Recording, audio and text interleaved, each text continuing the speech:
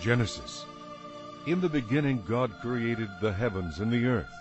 The earth was without form and void, and darkness was on the face of the deep. And the Spirit of God was hovering over the face of the waters.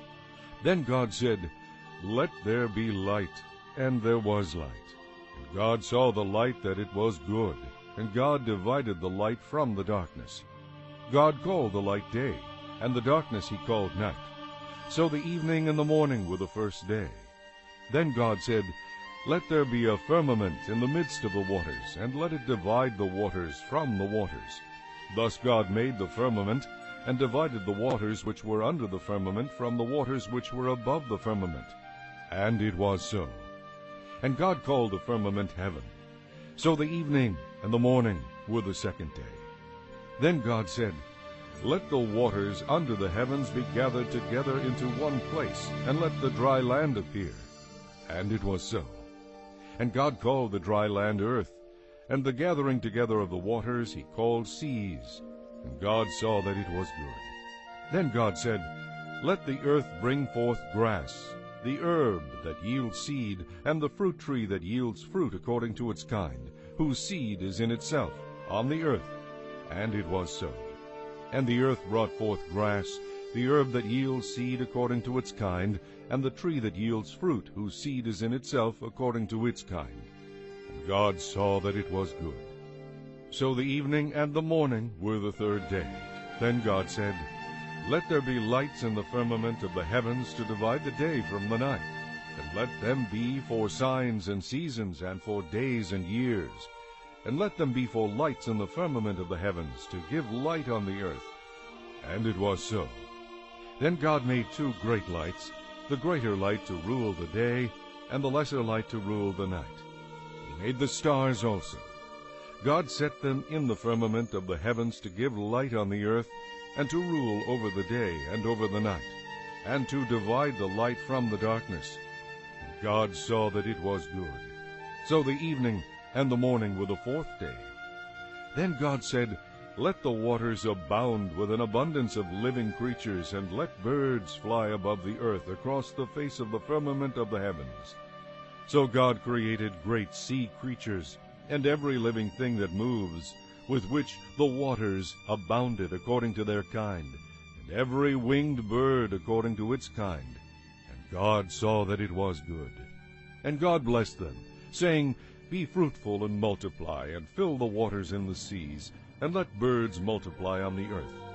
So the evening and the morning were the fifth day. Then God said, "Let the earth bring forth the living creature according to its kind, cattle and creeping thing, and beast of the earth, each according to its kind." And it was so.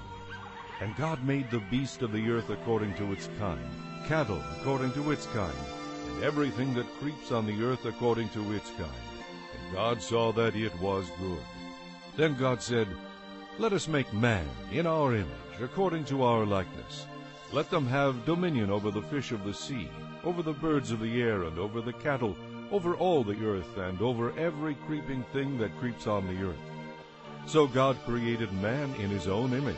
In the image of God he created him. Male and female he created them. Then God blessed them, and God said to them, "Be fruitful and multiply, fill the earth and subdue it. Have dominion over the fish of the sea, over the birds of the air, and over every living thing that moves on the earth." And God said, "See, I have given you every herb that yields seed, which is on the face of all the earth, and every tree whose fruit yields seed. To you it shall be for food. Also to every beast of the earth, to every bird of the air, and to everything that creeps on the earth, in which there is life, I have given every green herb for food." And it was so. Then God saw everything that he had made, and indeed it was very good. So the evening and the morning were the sixth day. Chapter 2. Thus the heavens and the earth and all the host of them were finished. On the seventh day God ended his work which he had done. He rested on the seventh day from all his work which he had done. Then God blessed the seventh day and sanctified it, because in it he rested from all his work which God had created and made. This is the history of the heavens and the earth when they were created, in the day that the Lord made the earth and the heavens, before any plant of the field was in the earth, and before any herb of the field had grown. For the Lord God had not caused it to rain on the earth, and there was no man to till the ground. But a mist went up from the earth and watered the whole face of the ground. And the Lord God formed man of the dust of the ground, and breathed into his nostrils the breath of life. Man became a living being. The Lord God planted a garden eastward in Eden, and there he put the man whom he had formed. And out of the ground the Lord God made every tree grow that is pleasant to the sight and good for food. The tree of life was also in the midst of the garden, and the tree of the knowledge of good and evil. Now a river went out of Eden to water the garden, and from there it parted and became 4 river heads. The name of the first is Pishon. It is the one which skirts the whole land of Havilah, where there is gold. And the gold of that land is good. Bdellium and onyx stone are there. The name of the second river is Gihon. It is the one which goes around the whole land of Cush. The name of the third river is Hiddekel. It is the one which goes toward the east of Assyria. The fourth is the Euphrates. Then the Lord God took the man and put him in the Garden of Eden to tend and keep it. And the Lord God commanded the man, saying, Of every tree of the garden you may freely eat, but of the tree of the knowledge of good and evil you shall not eat, for in the day that you eat of it you shall surely die. And the Lord God said, It is not good that man should be alone. I will make a helper comparable to him. Out of the ground the Lord God formed every beast of the field, and every bird of the air, and brought them to Adam to see what he would call them. And whatever Adam called each living creature, that was its name. So Adam gave names to all cattle, to the birds of the air, and to every beast of the field. But for Adam there was not found a helper comparable to him. And the Lord God caused a deep sleep to fall on Adam, and he slept. And he took one of his ribs, and closed up the flesh in its place. Then the rib which the Lord God had taken from man he made into a woman, and he brought her to the man. And Adam said, This is now bone of my bones, and flesh of my flesh. She shall be called woman, because she was taken out of man. Therefore a man shall leave his father and mother, and be joined to his wife, and they shall become one flesh. And they were both naked, the man and his wife, and were not ashamed. Chapter 3. Now the serpent was more cunning than any beast of the field which the Lord God had made. And he said to the woman, Has God indeed said, You shall not eat of every tree in the garden? And the woman said to the serpent, We may eat the fruit of the trees of the garden, but of the fruit of the tree which is in the midst of the garden, God has said, You shall not eat it, nor shall you touch it, lest you die. Then the serpent said to the woman, You will surely not die. For God knows that in the day you eat of it your eyes will be opened, and you will be like God, knowing good and evil. So when the woman saw that the tree was good for food, that it was pleasant to the eyes, and a tree desirable to make one wise, she took of its fruit and ate. She also gave to her husband with her, and he ate. Then the eyes of both of them were opened, and they knew that they were naked, and they sewed fig leaves together, and made themselves coverings. And they heard the sound of the Lord walking in the garden in the cool of the day. And Adam and his wife hid themselves from the presence of the Lord God among the trees of the garden. Then the Lord God called to Adam and said to him, Where are you? So he said, I heard your voice in the garden, and I was afraid because I was naked, and I hid myself. And he said, Who told you that you were naked? Have you eaten from the tree of which I commanded you that you should not eat? Then the man said, The woman whom you gave to be with me, she gave me of the tree, and I ate. And the Lord God said to the woman, What is this you have done? The woman said, The serpent deceived me, and I ate. So the Lord God said to the serpent, Because you have done this, you are cursed more than all cattle, and more than every beast of the field. On your belly you shall go, and you shall eat dust all the days of your life. And I will put enmity between you and the woman, and between your seed and her seed. He shall bruise your head, and you shall bruise his heel. To the woman he said, I will greatly multiply your sorrow and your conception. In pain you shall bring forth children. Your desire shall be for your husband, and he shall rule over you. Then to Adam he said, Because you have heeded the voice of your wife, and have eaten from the tree of which I commanded you, saying, You shall not eat of it. Cursed is the ground for your sake. In toil you shall eat of it all the days of your life. But thorns and thistles it shall bring forth for you, and you shall eat the herb of the field. In the sweat of your face you shall eat bread, till you return to the ground. For out of it you were taken, for dust you are, and to dust you shall return. And Adam called his wife's name Eve, because she was the mother of all living. Also for Adam and his wife the Lord God made tunics of skin, and clothed them. Then the Lord God said, Behold, the man has become like one of us, to know good and evil. And now, lest he put out his hand, and take also of the tree of life, and eat and live forever. Therefore the Lord God sent him out of the Garden of Eden, to till the ground from which he was taken. So he drove out the man, and he placed cherubim at the east of the Garden of Eden, and a flaming sword which turned every way to guard the way to the tree of life. Chapter 4. Now Adam knew Eve his wife, and she conceived and bore Cain, and said, I have acquired a man from the Lord. Then she bore again, this time his brother Abel. Now Abel was a keeper of sheep, but Cain was a tiller of the ground. And in the process of time it came to pass that Cain brought an offering of the fruit of the ground to the Lord. Abel also brought of the firstborn of his flock, and of their fat. And the Lord respected Abel and his offering, but he did not respect Cain and his offering. And Cain was very angry, and his countenance fell.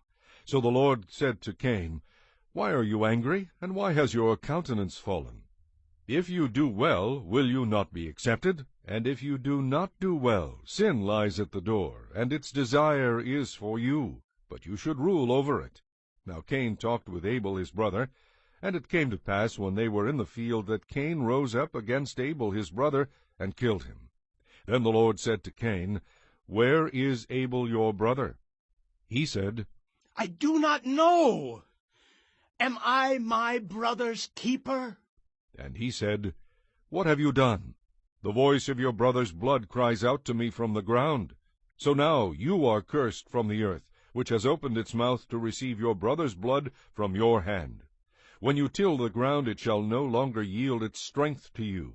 A fugitive and a vagabond you shall be on the earth. And Cain said to the Lord, My punishment is greater than I can bear. Surely you have driven me out this day from the face of the ground. I shall be hidden from your face.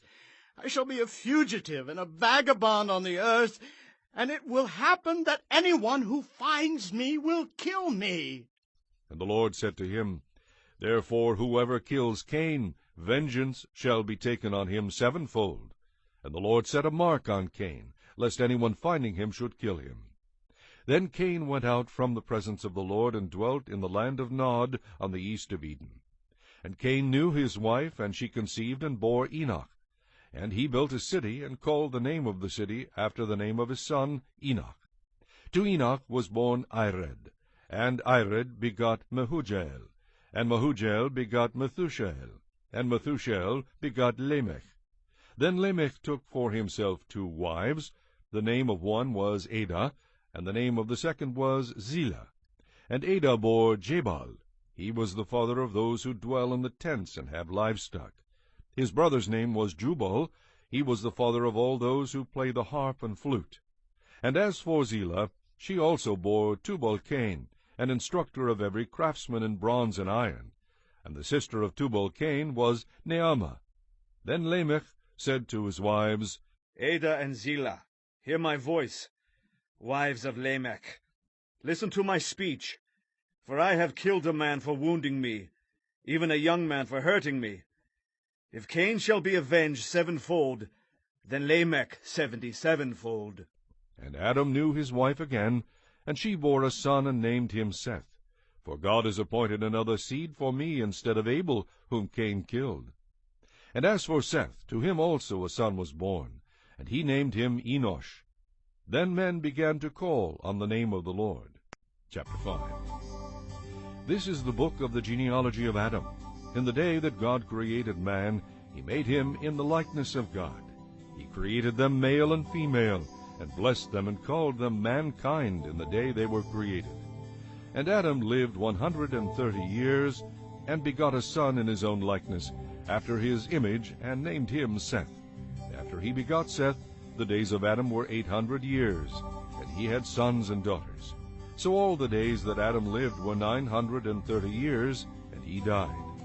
Seth lived 105 years, and begot Enosh. After he begot Enosh, Seth lived 807 years, and had sons and daughters.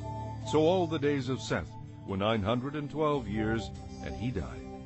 Enosh lived 90 years, and begot Cainan.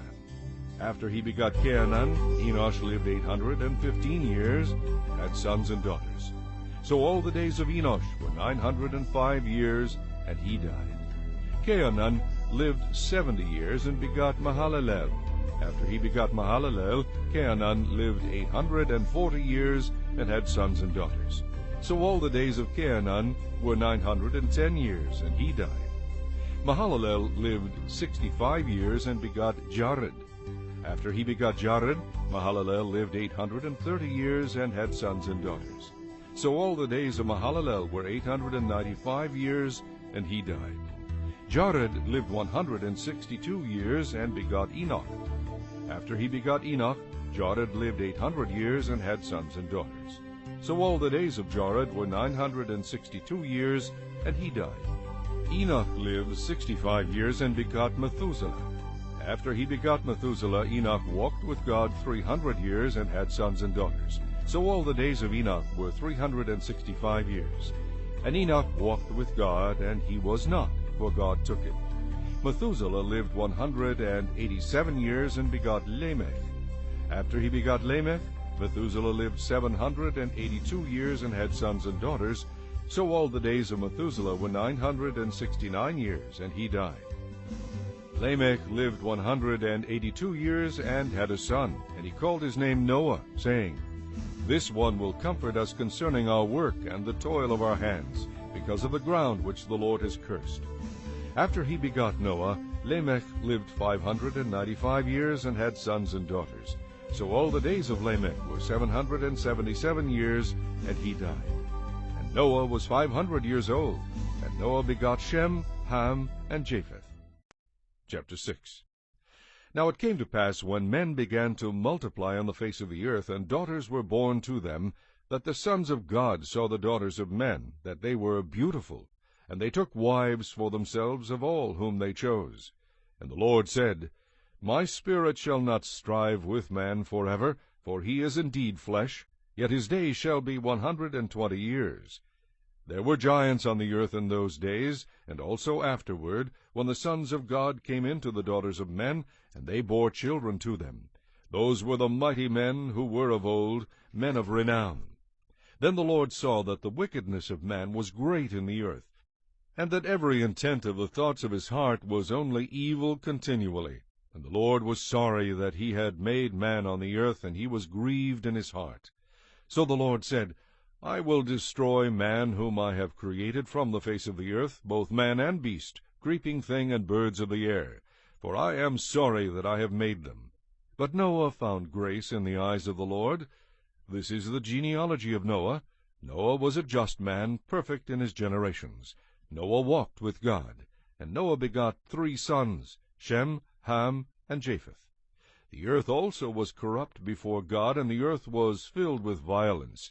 So God looked upon the earth, and indeed it was corrupt, for all flesh had corrupted their way on the earth.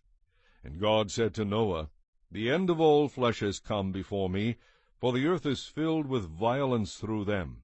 And behold, I will destroy them with the earth.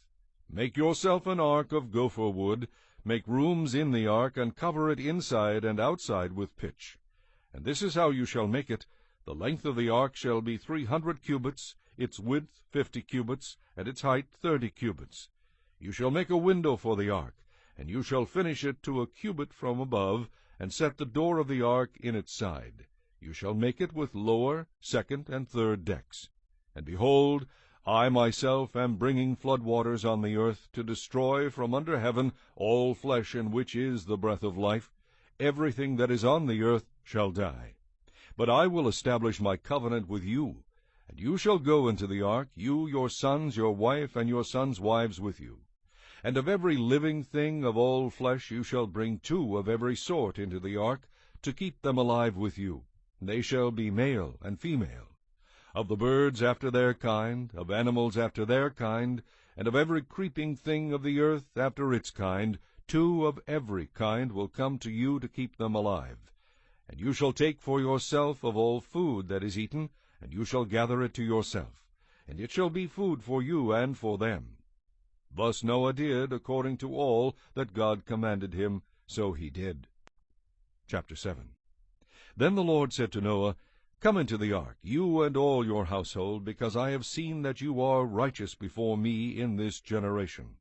You shall take with you 7 each of every clean animal, a male and his female, 2 each of animals that are unclean, a male and his female. Also 7 each of birds of the air, male and female, to keep the species alive on the face of all the earth. For after 7 more days I will cause it to rain on the earth 40 days and 40 nights, and I will destroy from the face of the earth all living things that I have made. And Noah did according to all that the Lord commanded him. Noah was 600 years old when the flood waters were on the earth. So Noah, with his sons, his wife, and his sons' wives, went into the ark because of the waters of the flood, of clean animals, of animals that are unclean, of birds, and of everything that creeps on the earth. 2 by 2 they went into the ark to Noah, male and female, as God had commanded Noah. And it came to pass after 7 days that the waters of the flood were on the earth. In the 600th year of Noah's life, in the 2nd month, the 17th day of the month, on that day all the fountains of the great deep were broken up, and the windows of heaven were opened, and the rain was on the earth 40 days and 40 nights. On the very same day Noah and Noah's sons, Shem, Ham, and Japheth, and Noah's wife and the 3 wives of his sons with them entered the ark. They and every beast after its kind, all cattle after their kind, every creeping thing that creeps on the earth after its kind, every bird after its kind, every bird of every sort. And they went into the ark to Noah, 2 by 2 of all flesh in which is the breath of life. So those that entered, male and female of all flesh, went in as God had commanded him, and the Lord shut him in. Now the flood was on the earth 40 days. The waters increased and lifted up the ark, and it rose high above the earth.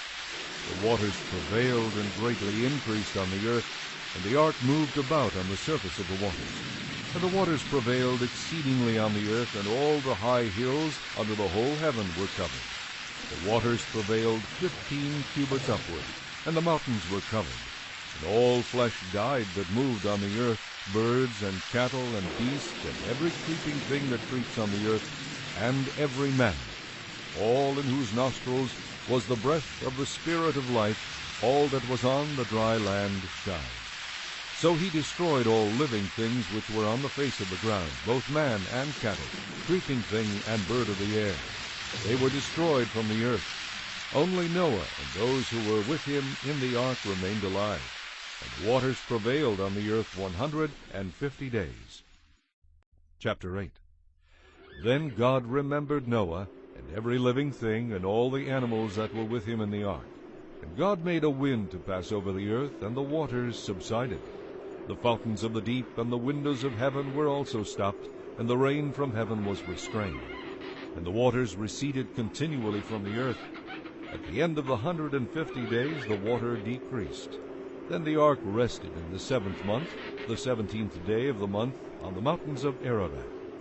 And the waters decreased continually until the 10th month. In the 10th month, on the 1st day of the month, the tops of the mountains were seen. So it came to pass at the end of 40 days that Noah opened the window of the ark which he had made. Then he sent out a raven, which kept going to and fro until the waters had dried up from the earth. He also sent out from himself a dove, to see if the waters had receded from the face of the ground. But the dove found no resting place for the sole of her foot, and she returned into the ark to him, for the waters were on the face of the whole earth. So he put out his hand and took her, and drew her into the ark to himself. And he waited yet another 7 days, and again he sent the dove out from the ark. Then the dove came to him in the evening, and behold, a freshly plucked olive leaf was in her mouth. And Noah knew that the waters had receded from the earth. So he waited yet another 7 days, and sent out the dove, which did not return again to him any more. And it came to pass in the 601st year, in the 1st month, the 1st day of the month, that the waters were dried up from the earth. And Noah removed the covering of the ark, and looked, and indeed the surface of the ground was dry. And in the 2nd month, on the 27th day of the month, the earth was dried. Then God spoke to Noah, saying, Go out of the ark, you and your wife, and your sons' wives with you. Bring out with you every living thing of all flesh that is with you, birds and cattle, and every creeping thing that creeps on the earth, so that they may abound on the earth, and be fruitful and multiply on the earth. So Noah went out, and his sons and his wife and his sons' wives with him. Every animal, every creeping thing, every bird, and whatever creeps on the earth, according to their families, went out of the ark. Then Noah built an altar to the Lord, and took of every clean animal and of every clean bird, and offered burnt offerings on the altar. The Lord smelled a soothing aroma. Then the Lord said in his heart, I will never again curse the ground for man's sake, although the imagination of man's heart is evil from his youth, nor will I again destroy every living thing as I have done. While the earth remains, seed time and harvest, cold and heat, winter and summer, and day and night shall not cease. Chapter 9. So God blessed Noah and his sons, and said to them, Be fruitful and multiply, and fill the earth. And the fear of you and the dread of you shall be on every beast of the earth, on every bird of the air, and on all that move on the earth, and on all the fish of the sea. They are given into your hand. Every moving thing that lives shall be food for you. I have given you all things, even as the green herbs. But you shall not eat flesh with its life, that is, its blood. Surely for your lifeblood I will demand a reckoning. From the hand of every beast I will require it, and from the hand of man. From the hand of every man's brother I will require the life of man. Whoever sheds man's blood, by man his blood shall be shed. For in the image of God he made man. And as for you, be fruitful and multiply, bring forth abundantly in the earth, and multiply in it.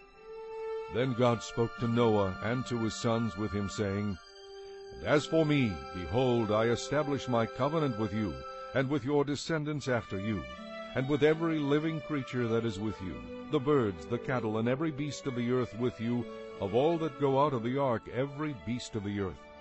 Thus I establish my covenant with you. Never again shall all flesh be cut off by the waters of the flood. Never again shall there be a flood to destroy the earth. And God said, This is the sign of the covenant which I make between me and you, and every living creature that is with you, for perpetual generations. I set my rainbow in the cloud, and it shall be for the sign of the covenant between me and the earth. It shall be, when I bring a cloud over the earth, that the rainbow shall be seen in the cloud. And I will remember my covenant which is between me and you, and every living creature of all flesh. The water shall never again become a flood to destroy all flesh.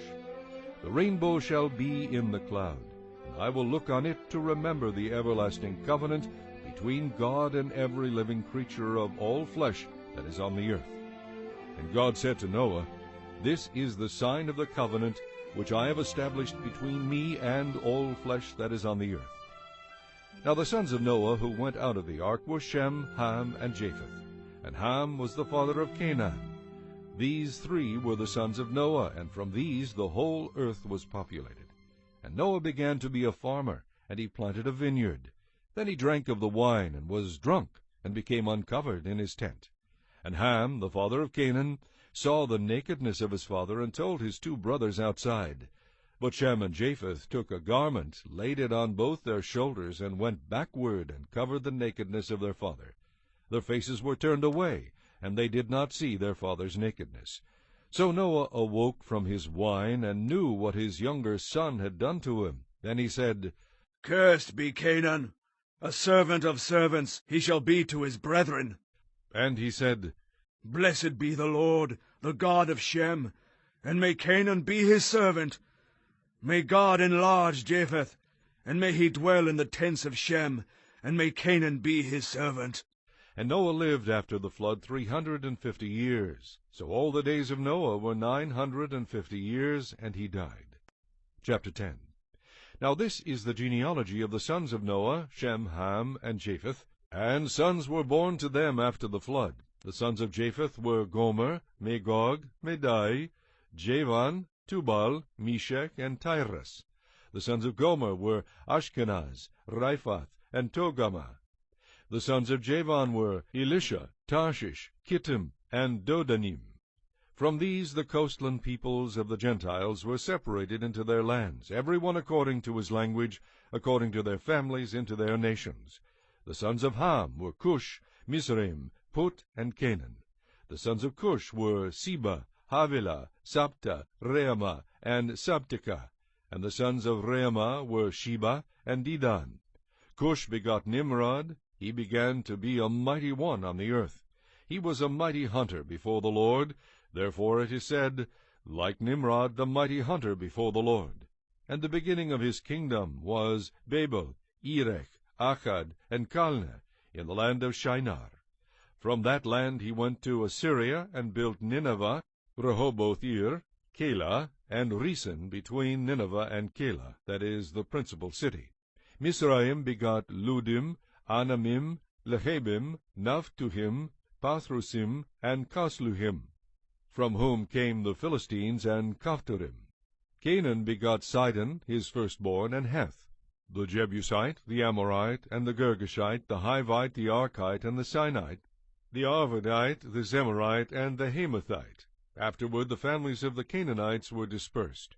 And the border of the Canaanites was from Sidon, as you go toward Gerar, as far as Gaza, then as you go toward Sodom, Gomorrah, Admah, and Zeboim, as far as Lasha.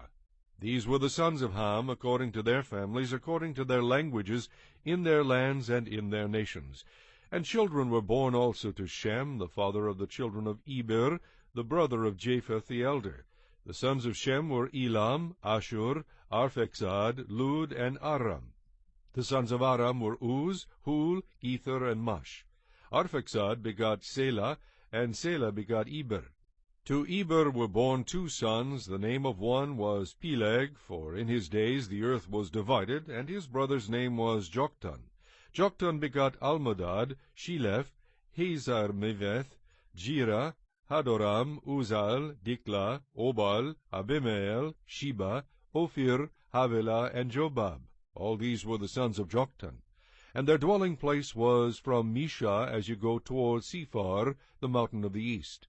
These were the sons of Shem according to their families, according to their languages, in their lands according to their nations. These were the families of the sons of Noah, according to their generations, in their nations.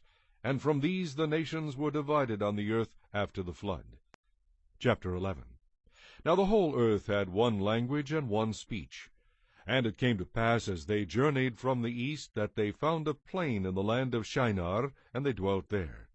Then they said to one another, Come, let us make bricks and bake them thoroughly. They had brick for stone, and they had asphalt for mortar.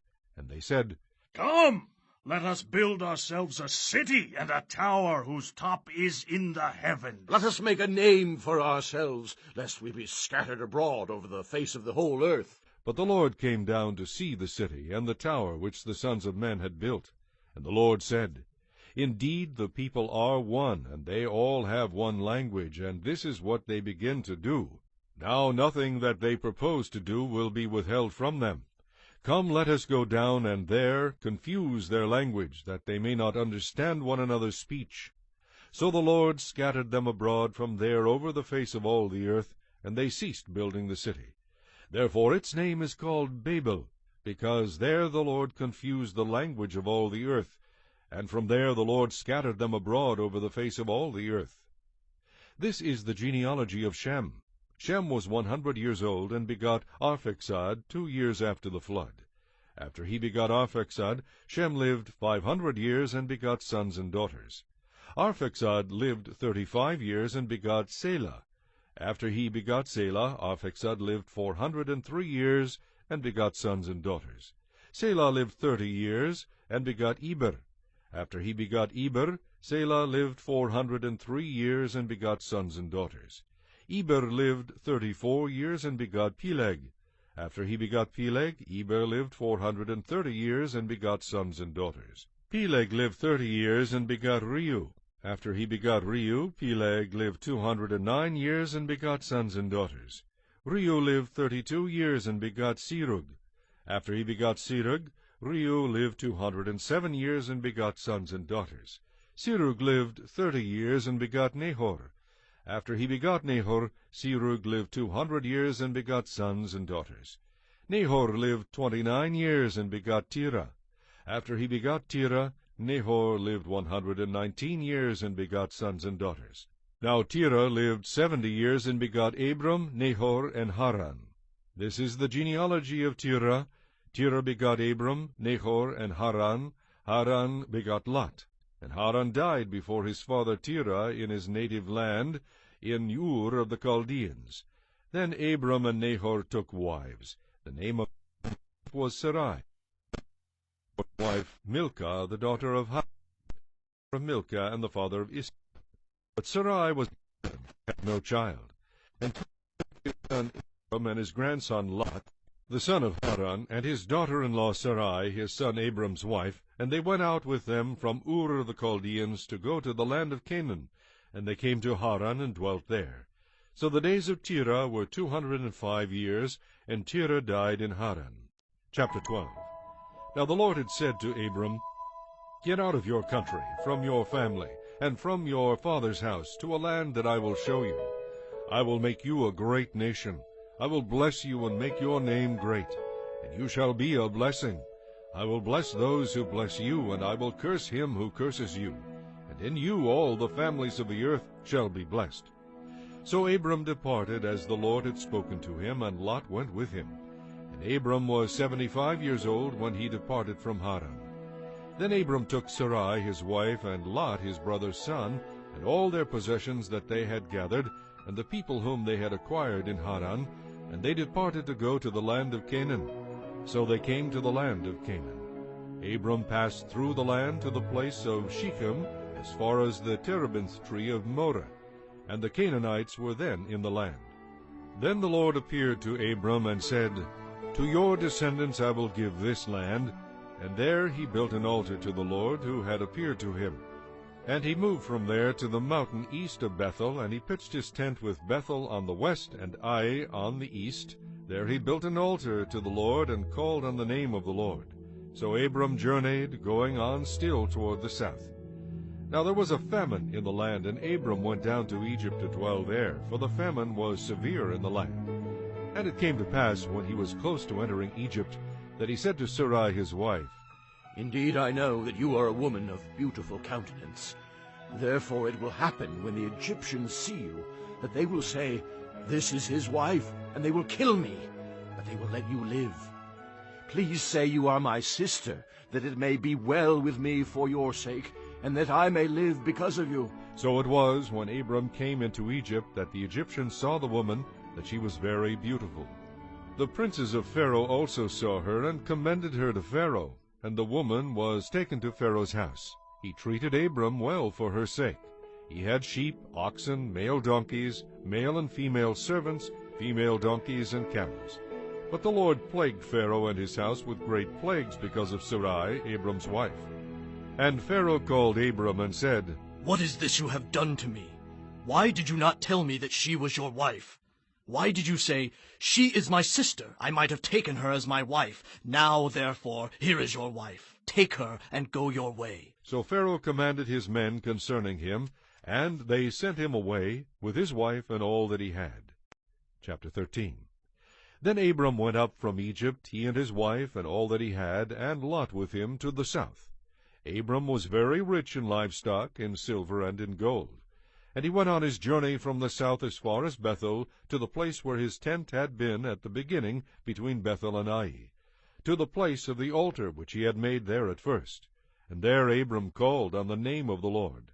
Lot also, who went with Abram, had flocks and herds and tents. Now the land was not able to support them, that they might dwell together, for their possessions were so great that they could not dwell together. And there was strife between the herdsmen of Abram's livestock and the herdsmen of Lot's livestock. The Canaanites and the Perizzites then dwelt in the land. So Abram said to Lot, Please let there be no strife between you and me, and between my herdsmen and your herdsmen, for we are brethren. Is not the whole land before you? Please separate from me. If you take the left, then I will go to the right. Or if you go to the right, then I will go to the left. And Lot lifted his eyes and saw all the plain of Jordan, that it was well watered everywhere, before the Lord destroyed Sodom and Gomorrah, like the garden of the Lord, like the land of Egypt as you go toward Zoar. Then Lot chose for himself all the plain of Jordan, and Lot journeyed east, and they separated from each other. Abram dwelt in the land of Canaan, and Lot dwelt in the cities of the plain, and pitched his tent even as far as Sodom. But the men of Sodom were exceedingly wicked and sinful against the Lord. And the Lord said to Abram, after Lot had separated from him, Lift your eyes now, and look from the place where you are, northward, southward, eastward, and westward. For all the land which you see, I give to you and your descendants forever. And I will make your descendants as the dust of the earth, so that if a man could number the dust of the earth, then your descendants also could be numbered.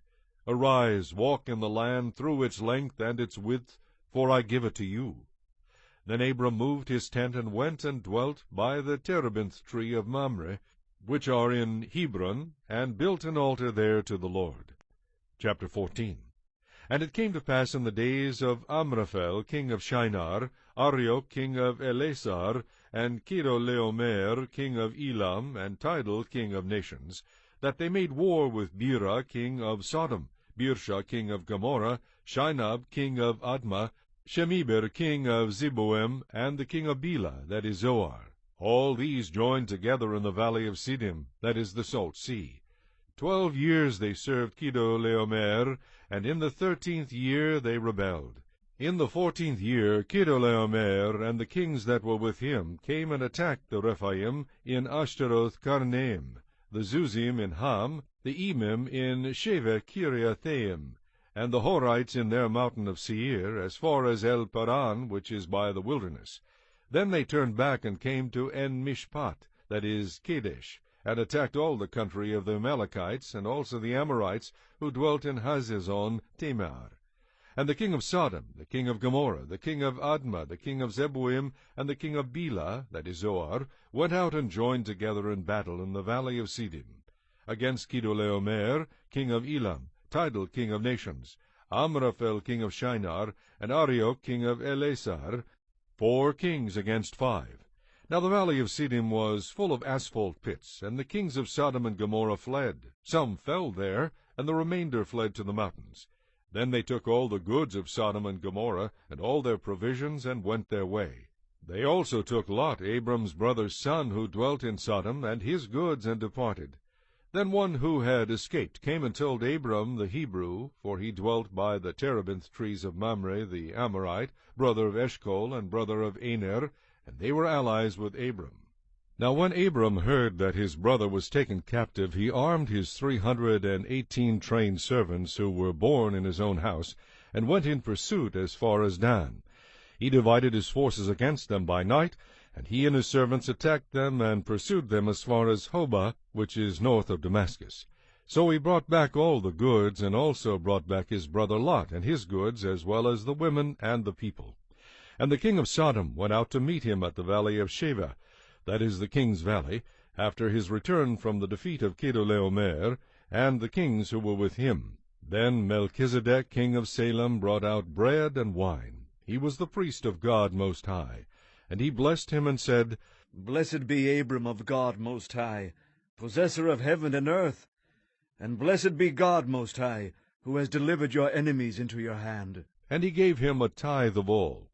Now the king of Sodom said to Abram, Give me the persons, and take the goods for yourself. But Abram said to the king of Sodom, I have raised my hand to the Lord God Most High, the possessor of heaven and earth, that I will not take anything that is yours, lest you should say, I have made Abram rich, except only what the young men have eaten, and the portion of the men who went with me, Aner, Eshcol, and Mamre. Let them take their portion. Chapter 15. After these things the word of the Lord came to Abram in a vision, saying, Do not be afraid, Abram. I am your shield, your exceedingly great reward. But Abram said, Lord God, what will you give me, seeing I go childless, and the heir of my house is Eliezer of Damascus? Then Abram said, Look, you have given me no offspring. Indeed, one born in my house is my heir. And behold, the word of the Lord came to him, saying, This one shall not be your heir, but one who will come from your own body shall be your heir. Then he brought him outside and said, Look now toward heaven, and count the stars, if you are able to number them. And he said to him, So shall your descendants be. And he believed in the Lord, and he counted it to him for righteousness. Then he said to him, I am the Lord who brought you out of Ur of the Chaldeans to give you this land to inherit it. And he said, Lord God, how shall I know that I will inherit it? So he said to him, Bring me a 3-year-old heifer, a 3-year-old female goat, a 3-year-old ram, a turtle dove, and a young pigeon. Then he brought all these to him, and cut them in two down the middle, and placed each piece opposite the other. But he did not cut the birds in two.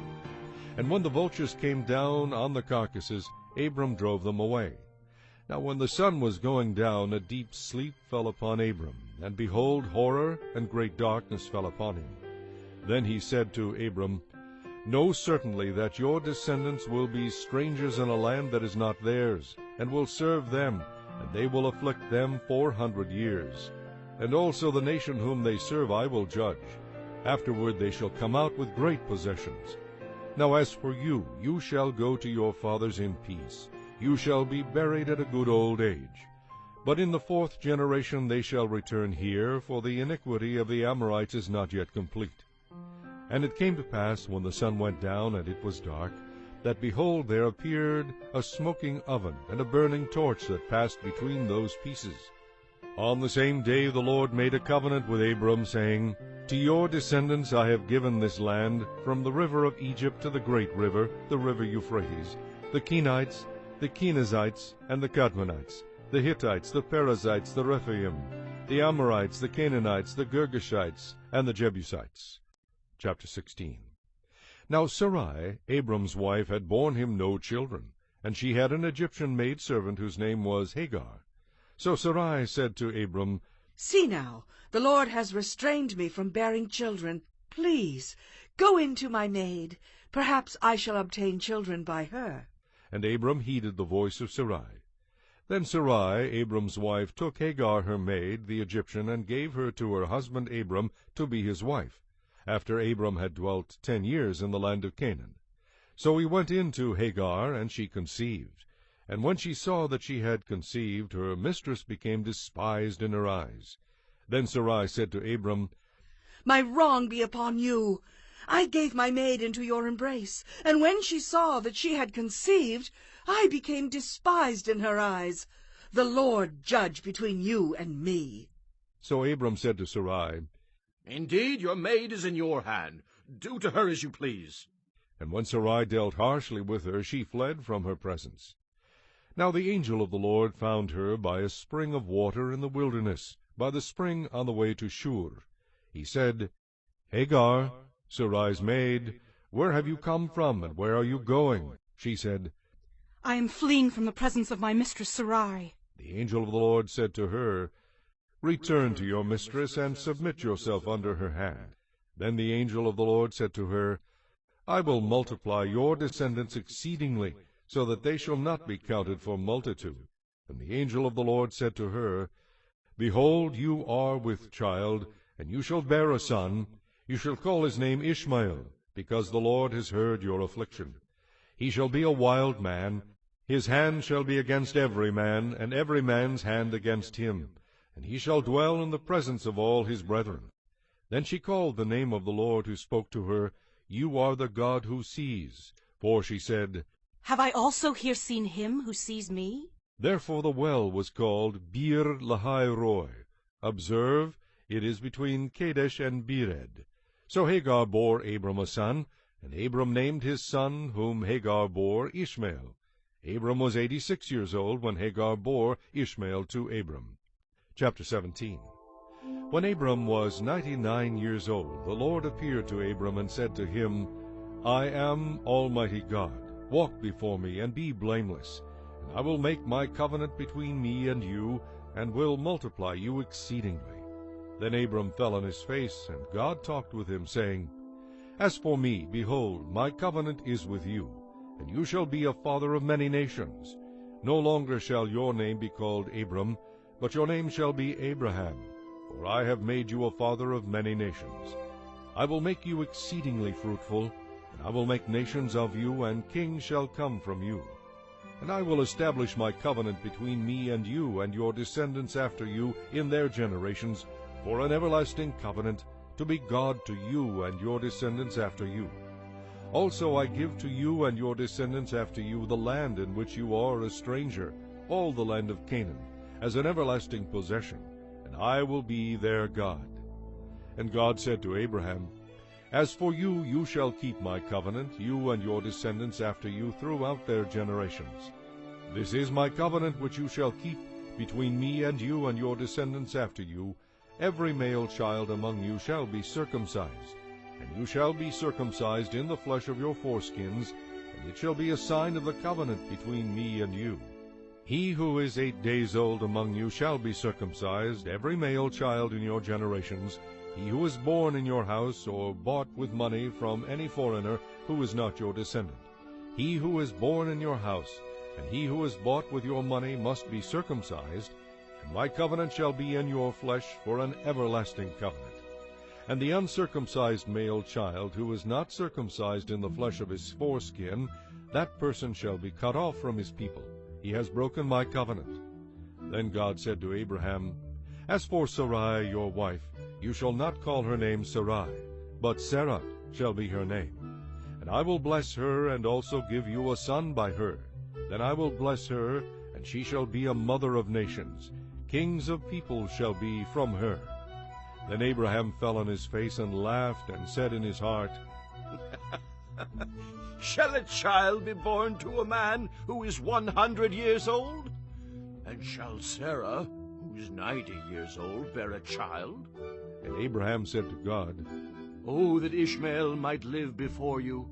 Then God said, No, Sarah your wife shall bear you a son, and you shall call his name Isaac. I will establish my covenant with him for an everlasting covenant, and with his descendants after him. And as for Ishmael, I have heard you. Behold, I have blessed him, and will make him fruitful, and will multiply him exceedingly. He shall beget 12 princes, and I will make him a great nation. But my covenant I will establish with Isaac, whom Sarah shall bear to you at this set time next year. Then he finished talking with him, and God went up from Abraham. So Abraham took Ishmael, his son, all who were born in his house, and all who were bought with his money, every male among the men of Abraham's house, and circumcised the flesh of their foreskins that very same day, as God had said to him. Abraham was 99 years old when he was circumcised in the flesh of his foreskin. And Ishmael his son was 13 years old when he was circumcised in the flesh of his foreskin. That very same day Abraham was circumcised, and his son Ishmael, and all the men of his house, born in the house or bought with money from a foreigner, were circumcised with him. Chapter 18. Then the Lord appeared to him by the terebinth trees of Mamre, as he was sitting in the tent door in the heat of the day. So he lifted his eyes and looked, and behold, 3 men were standing by him.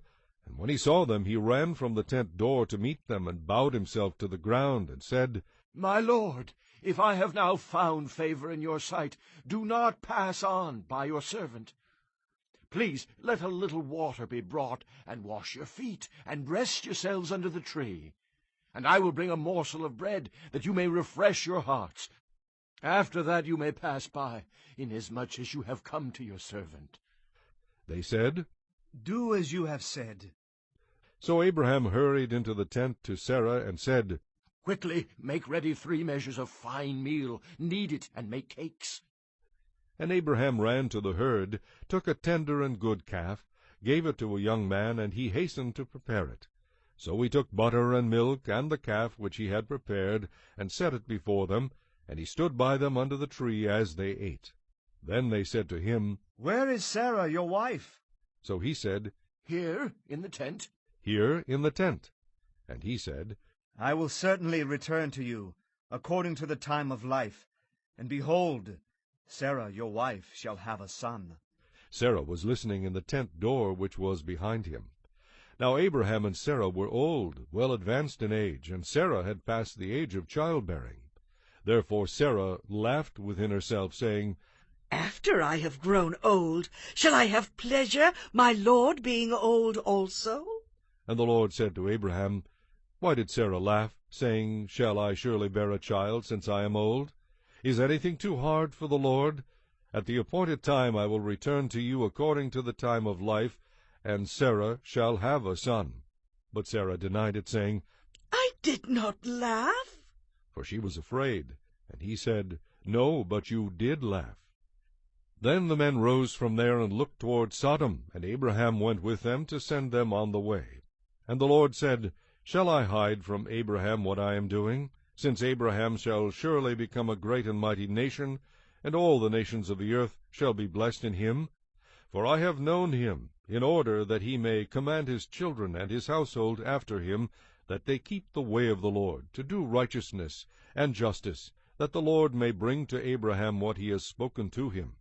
And the Lord said, Because the outcry against Sodom and Gomorrah is great, and because their sin is very grave, I will go down now and see whether they have done altogether according to the outcry against it that has come to me, and if not, I will know. Then the men turned away from there and went toward Sodom, but Abraham still stood before the Lord. And Abraham came near and said, Would you also destroy the righteous with the wicked? Suppose there were 50 righteous within the city. Would you also destroy the place, and not spare it for the 50 righteous that were in it? Far be it from you to do such a thing as this, to slay the righteous with the wicked, so that the righteous should be as the wicked. Far be it from you. Shall not the judge of all the earth do right? So the Lord said, If I find in Sodom 50 righteous within the city, then I will spare all the place for their sakes. Then Abraham answered and said, Indeed, now, I, who am but dust and ashes, have taken it upon myself to speak to the Lord. Suppose there were 5 less than the 50 righteous. Would you destroy all of the city for lack of 5? So he said, If I find there 45, I will not destroy it. And he spoke to him yet again and said, Suppose there should be 40 found there. So he said, I will not do it for the sake of 40. Then he said, Let not the Lord be angry, and I will speak. Suppose 30 should be found there. So he said, I will not do it if I find 30 there. And he said, Indeed, now I have taken it upon myself to speak to the Lord. Suppose 20 should be found there. So he said, I will not destroy it for the sake of 20. Then he said, Let not the Lord be angry, and I will speak but once more. Suppose 10 should be found there. And he said, I will not destroy it for the sake of 10. So the Lord went his way as soon as he had finished speaking with Abraham, and Abraham returned to his place. Chapter 19. Now the 2 angels came to Sodom in the evening, and Lot was sitting in the gate of Sodom. When Lot saw them, he rose to meet them, and he bowed himself with his face toward the ground. And he said, Hear now, my lords. Please turn into your servant's house and spend the night and wash your feet. Then you may rise early and go on your way. And they said, No, but we will spend the night in the open square. But he insisted strongly, so they turned in to him and entered his house. Then he made them a feast and baked unleavened bread, and they ate. Now before they lay down, the men of the city, the men of Sodom, both old and young, all the people from every quarter, surrounded the house. And they called to Lot and said to him, Where are the men who came to you tonight? Bring them out to us, that we may know them carnally. So Lot went out to them through the doorway, shut the door behind him, and said, Please, my brethren, do not do so wickedly. See now, I have 2 daughters who have not known a man. Please, let me bring them out to you, and you may do to them as you wish. Only do nothing to these men, since this is the reason they have come under the shadow of my roof." And they said, Stand back! Then they said, This one came in to stay here, and he keeps acting as a judge. Now we will deal worse with you than with them. So they pressed hard against the man Lot, and came near to break down the door. But the men reached out their hands and pulled Lot into the house with them, and shut the door. And they struck the men who were at the doorway of the house with blindness, both small and great, so that they became weary trying to find the door. Then the men said to Lot, "Have you anyone else here, son-in-law, your sons, your daughters, and whomever you have in the city? Take them out of this place, for we will destroy this place, because the outcry against them has grown great before the face of the Lord, and the Lord has sent us to destroy it." So Lot went out and spoke to his sons-in-law, who had married his daughters, and said, "Get up, get out of this place, for the Lord will destroy this city." But to his sons-in-law he seemed to be joking. When the morning dawned, the angels urged Lot to hurry, saying, "Arise, take your wife and your 2 daughters who are here, lest you be consumed in the punishment of the city." And while he lingered, the men took hold of his hand, his wife's hand, and the hands of his 2 daughters, the Lord being merciful to him, and they brought him out and set him outside the city. So it came to pass, when they had brought them outside, that he said, "Escape for your life. Do not look behind you, nor stay anywhere in the plain. Escape to the mountains, lest you be destroyed." Then Lot said to them, "Please, no, my lords. Indeed now, your servant has found favor in your sight, and you have increased your mercy, which you have shown me by saving my life. But I cannot escape to the mountains, lest some evil overtake me and I die. See now, this city is near enough to flee to, and it is a little one. Please let me escape there. Is it not a little one? And my soul shall live." And he said to him, "See, I have favored you concerning this thing also, in that I will not overthrow this city for which you have spoken. Hurry, escape there, for I cannot do anything until you arrive there." Therefore the name of the city was called Zoar. The sun had risen upon the earth when Lot entered Zoar. Then the Lord rained brimstone and fire on Sodom and Gomorrah from the Lord out of the heavens. So he overthrew those cities, all the plain, all the inhabitants of the cities, and what grew on the ground. But his wife looked back behind him, and she became a pillar of salt. And Abraham went early in the morning to the place where he had stood before the Lord. Then he looked toward Sodom and Gomorrah, and toward all the land of the plain, and he saw, and behold, the smoke of the land which went up like the smoke of a furnace. And it came to pass, when God destroyed the cities of the plain, that God remembered Abraham, and sent Lot out of the midst of the overthrow, when he overthrew the cities in which Lot had dwelt. Then Lot went up out of Zoar, and dwelt in the mountains, and his 2 daughters were with him, for he was afraid to dwell in Zoar. And he and his 2 daughters dwelt in a cave. Now the firstborn said to the younger, "Our father is old, and there is no man on the earth to come in to us, as is the custom of all the earth. Come, let us make our father drink wine, and we will lie with him, that we may preserve the lineage of our father." So they made their father drink wine that night, and the firstborn went in and lay with her father. And he did not know when she lay down or when she arose. It happened on the next day that the firstborn said to the younger, "Indeed, I lay with my father last night. Let us make him drink wine tonight also, and you go in and lie with him, that we may preserve the lineage of our father." Then they made their father drink wine that night also, and the younger arose and lay with him, and he did not know when she lay down or when she arose. Thus both the daughters of Lot were with child by their father. The firstborn bore a son, and called his name Moab. He is the father of the Moabites to this day. And the younger, she also bore a son, and called his name Ben-Ammi. He is the father of the people of Ammon to this day. Chapter 20. And Abraham journeyed from there to the south, and dwelt between Kadesh and Shur, and stayed in Gerar. Now Abraham said to Sarah his wife, "She is my sister." And Abimelech king of Gerar sent and took Sarah. But God came to Abimelech in a dream by night, and said to him, Indeed, you are a dead man, because of the woman whom you have taken, for she is a man's wife. But Abimelech had not come near her, and he said, Lord, will you slay a righteous nation also? Did he not say to me, She is my sister? And she, even she herself said, He is my brother.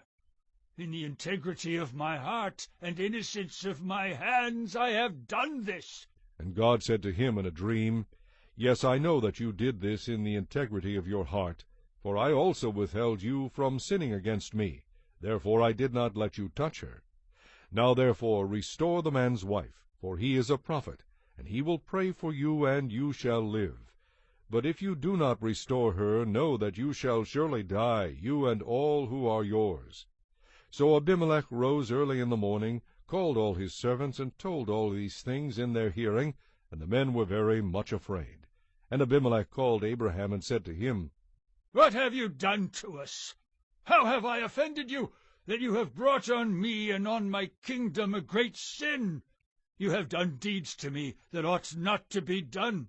Then Abimelech said to Abraham, What did you have in view, that you have done this thing? And Abraham said, Because I thought, Surely the fear of God is not in this place, and they will kill me on account of my wife. But indeed she is truly my sister. She's the daughter of my father, but not the daughter of my mother, and she became my wife. And it came to pass, when God caused me to wander from my father's house, that I said to her, This is your kindness that you should do for me. In every place, wherever we go, say of me, He is my brother. Then Abimelech took sheep, oxen, and male and female servants, and gave them to Abraham, and he restored Sarah his wife to him. And Abimelech said, See, my land is before you. Dwell where it pleases you. Then to Sarah he said, Behold, I have given your brother 1,000 pieces of silver. Indeed, this vindicates you before all who are with you and before everybody. Thus she was rebuked. So Abraham prayed to God, and God healed Abimelech, his wife, and his female servants. Then they bore children, for the Lord had closed up all the wombs of the house of Abimelech because of Sarah, Abraham's wife. Chapter 21. And the Lord visited Sarah, as he had said, and the Lord did for Sarah as he had spoken. For Sarah conceived and bore Abraham a son in his old age, at the set time of which God had spoken to him. And Abraham called the name of his son who was born to him, whom Sarah bore to him, Isaac. Then Abraham circumcised his son Isaac when he was 8 days old, as God had commanded him. Now Abraham was 100 years old when his son Isaac was born to him. And Sarah said, God has made me laugh, and all who hear will laugh with me. She also said, Who would have said to Abraham that Sarah would nurse children? For I have borne him a son in his old age. So the child grew and was weaned. And Abraham made a great feast on the same day that Isaac was weaned. And Sarah saw the son of Hagar, the Egyptian, whom she had borne to Abraham, scoffing. Therefore she said to Abraham, Cast out this bondswoman and her son, for the son of this bondswoman shall not be heir with my son, namely with Isaac. And the matter was very displeasing in Abraham's sight because of his son. But God said to Abraham, Do not let it be displeasing in your sight because of the lad or because of your bondwoman. Whatever Sarah has said to you, listen to her voice, for in Isaac your seed shall be called. Yet I will also make a nation of the son of the bondwoman, because he is your seed. So Abraham rose early in the morning, and took bread and a skin of water, and putting it on her shoulder, he gave it and the boy to Hagar, and sent her away. Then she departed and wandered in the wilderness of Beersheba. And the water in the skin was used up, and she placed the boy under one of the shrubs. Then she went and sat across from him at a distance of about a bowshot, for she said to herself, Let me not see the death of the boy. So she sat opposite him, and lifted her voice and wept. And God heard the voice of the lad. Then the angel of God called to Hagar out of heaven, and said to her, What ails you, Hagar? Fear not, for God has heard the voice of the lad where he is. Arise, lift up the lad, and hold him with your hand, for I will make him a great nation. Then God opened her eyes, and she saw a well of water. And she went and filled the skin with water, and gave the lad a drink. So God was with the lad, and he grew and dwelt in the wilderness, and became an archer. He dwelt in the wilderness of Paran, and his mother took a wife for him from the land of Egypt. And it came to pass at that time that Abimelech and Phicol, the commander of his army, spoke to Abraham, saying, God is with you in all that you do. Now therefore swear to me by God that you will not deal falsely with me, with my offspring, or with my posterity, but that according to the kindness that I have done to you, you will do to me, and to the land in which you have dwelt. And Abraham said, I will swear. Then Abraham rebuked Abimelech because of a well of water which Abimelech's servants had seized. And Abimelech said, I do not know who has done this thing. You did not tell me, nor had I heard of it until today. So Abraham took sheep and oxen, and gave them to Abimelech, and the two of them made a covenant. And Abraham set 7 ewe lambs of the flock by themselves. Then Abimelech asked Abraham, What is the meaning of these 7 ewe lambs which you have set by themselves? And he said, You will take these 7 ewe lambs from my hand, that they may be my witness that I have dug this well. Therefore he called that place Beersheba, because the two of them swore an oath there. Thus they made a covenant at Beersheba. So Abimelech rose with Phicol, the commander of his army, and they returned to the land of the Philistines. Then Abraham planted a tamarisk tree in Beersheba, and there called on the name of the Lord, the everlasting God.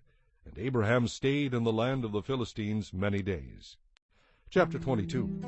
Now it came to pass after these things that God tested Abraham and said to him, Abraham, and he said, Here I am. Then he said, Take now your son, your only son Isaac, whom you love, and go to the land of Moriah, and offer him there as a burnt offering on one of the mountains of which I shall tell you. So Abraham rose early in the morning, and saddled his donkey, and took 2 of his young men with him, and Isaac his son. And he split the wood for the burnt offering, and arose and went to the place of which God had told him. Then on the 3rd day Abraham lifted his eyes, and saw the place afar off.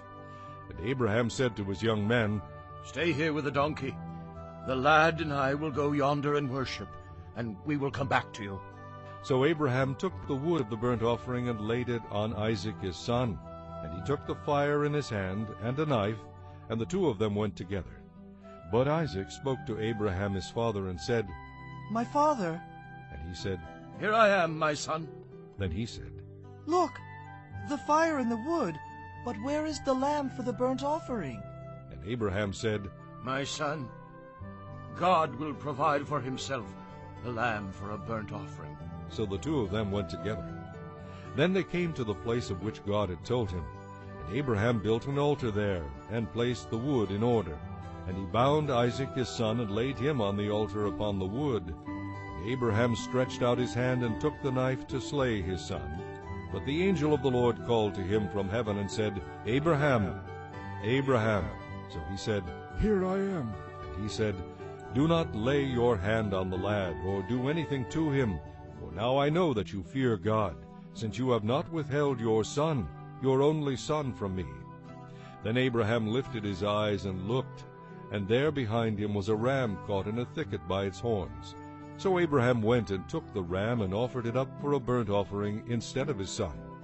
And Abraham called the name of the place, The Lord will provide, as it is said to this day, In the mount of the Lord it shall be provided. Then the angel of the Lord called to Abraham a second time out of heaven, and said, By myself I have sworn, says the Lord, because you have done this thing, and have not withheld your son, your only son, blessing I will bless you, and multiplying I will multiply your descendants as the stars of the heaven, and as the sand which is on the seashore. And your descendants shall possess the gate of their enemies. In your seed all the nations of the earth shall be blessed, because you have obeyed my voice. So Abraham returned to his young men, and they rose and went together to Beersheba, and Abraham dwelt at Beersheba. Now it came to pass after these things, that it was told Abraham, saying, Indeed Milcah also has borne children to your brother Nahor. Huz his firstborn, Buz his brother, Kemuel the father of Aram, Chized, Hazo, Pildash, Jidlaph, and Bethuel. And Bethuel begot Rebekah. These 8 Milcah bore to Nahor, Abraham's brother. His concubine, whose name was Reumah, also bore Tebah, Geham, Thehash, and Maacah. Chapter 23. Sarah lived 127 years. These were the years of the life of Sarah. So Sarah died in Kirjath Arba, that is Hebron, in the land of Canaan, and Abraham came to mourn for Sarah and to weep for her. Then Abraham stood up from before his dead, and spoke to the sons of Heth, saying, I am a foreigner and a visitor among you. Give me property for a burial place among you, that I may bury my dead out of my sight. And the sons of Heth answered Abraham, saying to him, Hear us, my lord. You are a mighty prince among us. Bury your dead in the choicest of our burial places. None of us will withhold from you his burial place, that you may bury your dead. Then Abraham stood up and bowed himself to the people of the land, the sons of Heth. And he spoke with them, saying, If it is your wish that I bury my dead out of my sight, hear me, and meet with Ephron the son of Zohar for me, that he may give me the cave Machpelah, which he has, which is at the end of his field. Let him give it to me at the full price, as property for a burial place among you.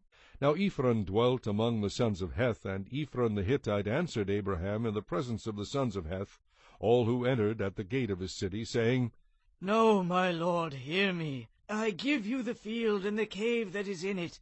I give it to you in the presence of the sons of my people. I give it to you. Bury your dead. Then Abraham bowed himself down before the people of the land, and he spoke to Ephron in the hearing of the people of the land, saying, If you will give it, please hear me. I will give you money for the field. Take it from me, and I will bury my dead there. And Ephron answered Abraham, saying to him, My lord, listen to me. The land is worth 400 shekels of silver. What is that between you and me? So bury your dead. And Abraham listened to Ephron, and Abraham weighed out the silver for Ephron, which he had named in the hearing of the sons of Heth, 400 shekels of silver, currency of the merchants. So the field of Ephron, which was in Machpelah, which was before Mamre, the field and the cave which was in it, and all the trees that were in the field, which were within all the surrounding borders, were deeded to Abraham as a possession in the presence of the sons of Heth, before all who went in at the gate of his city.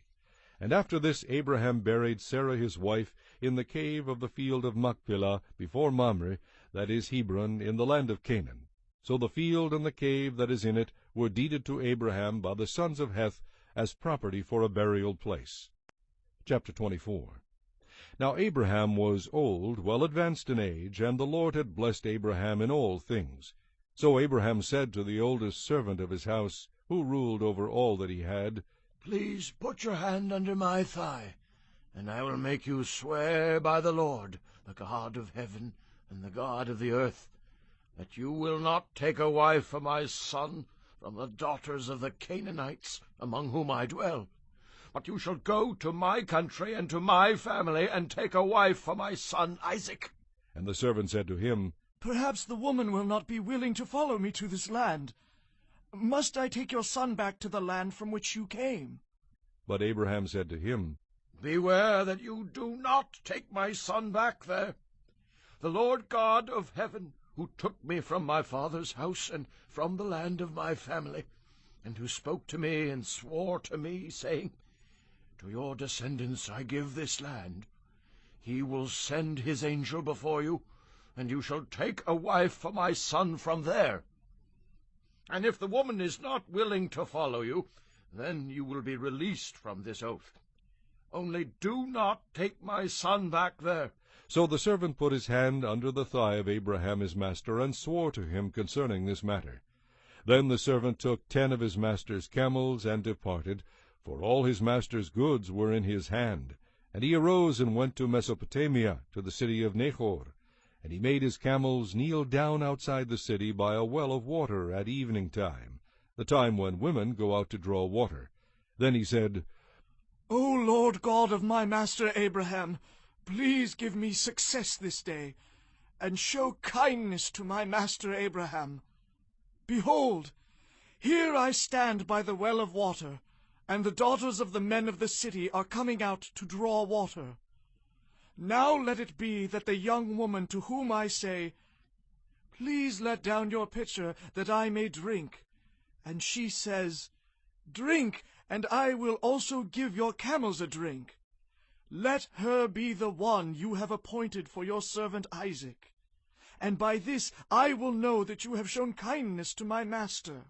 And it happened, before he had finished speaking, that, behold, Rebekah, who was born to Bethuel, son of Milcah, the wife of Nahor, Abraham's brother, came out with her pitcher on her shoulder.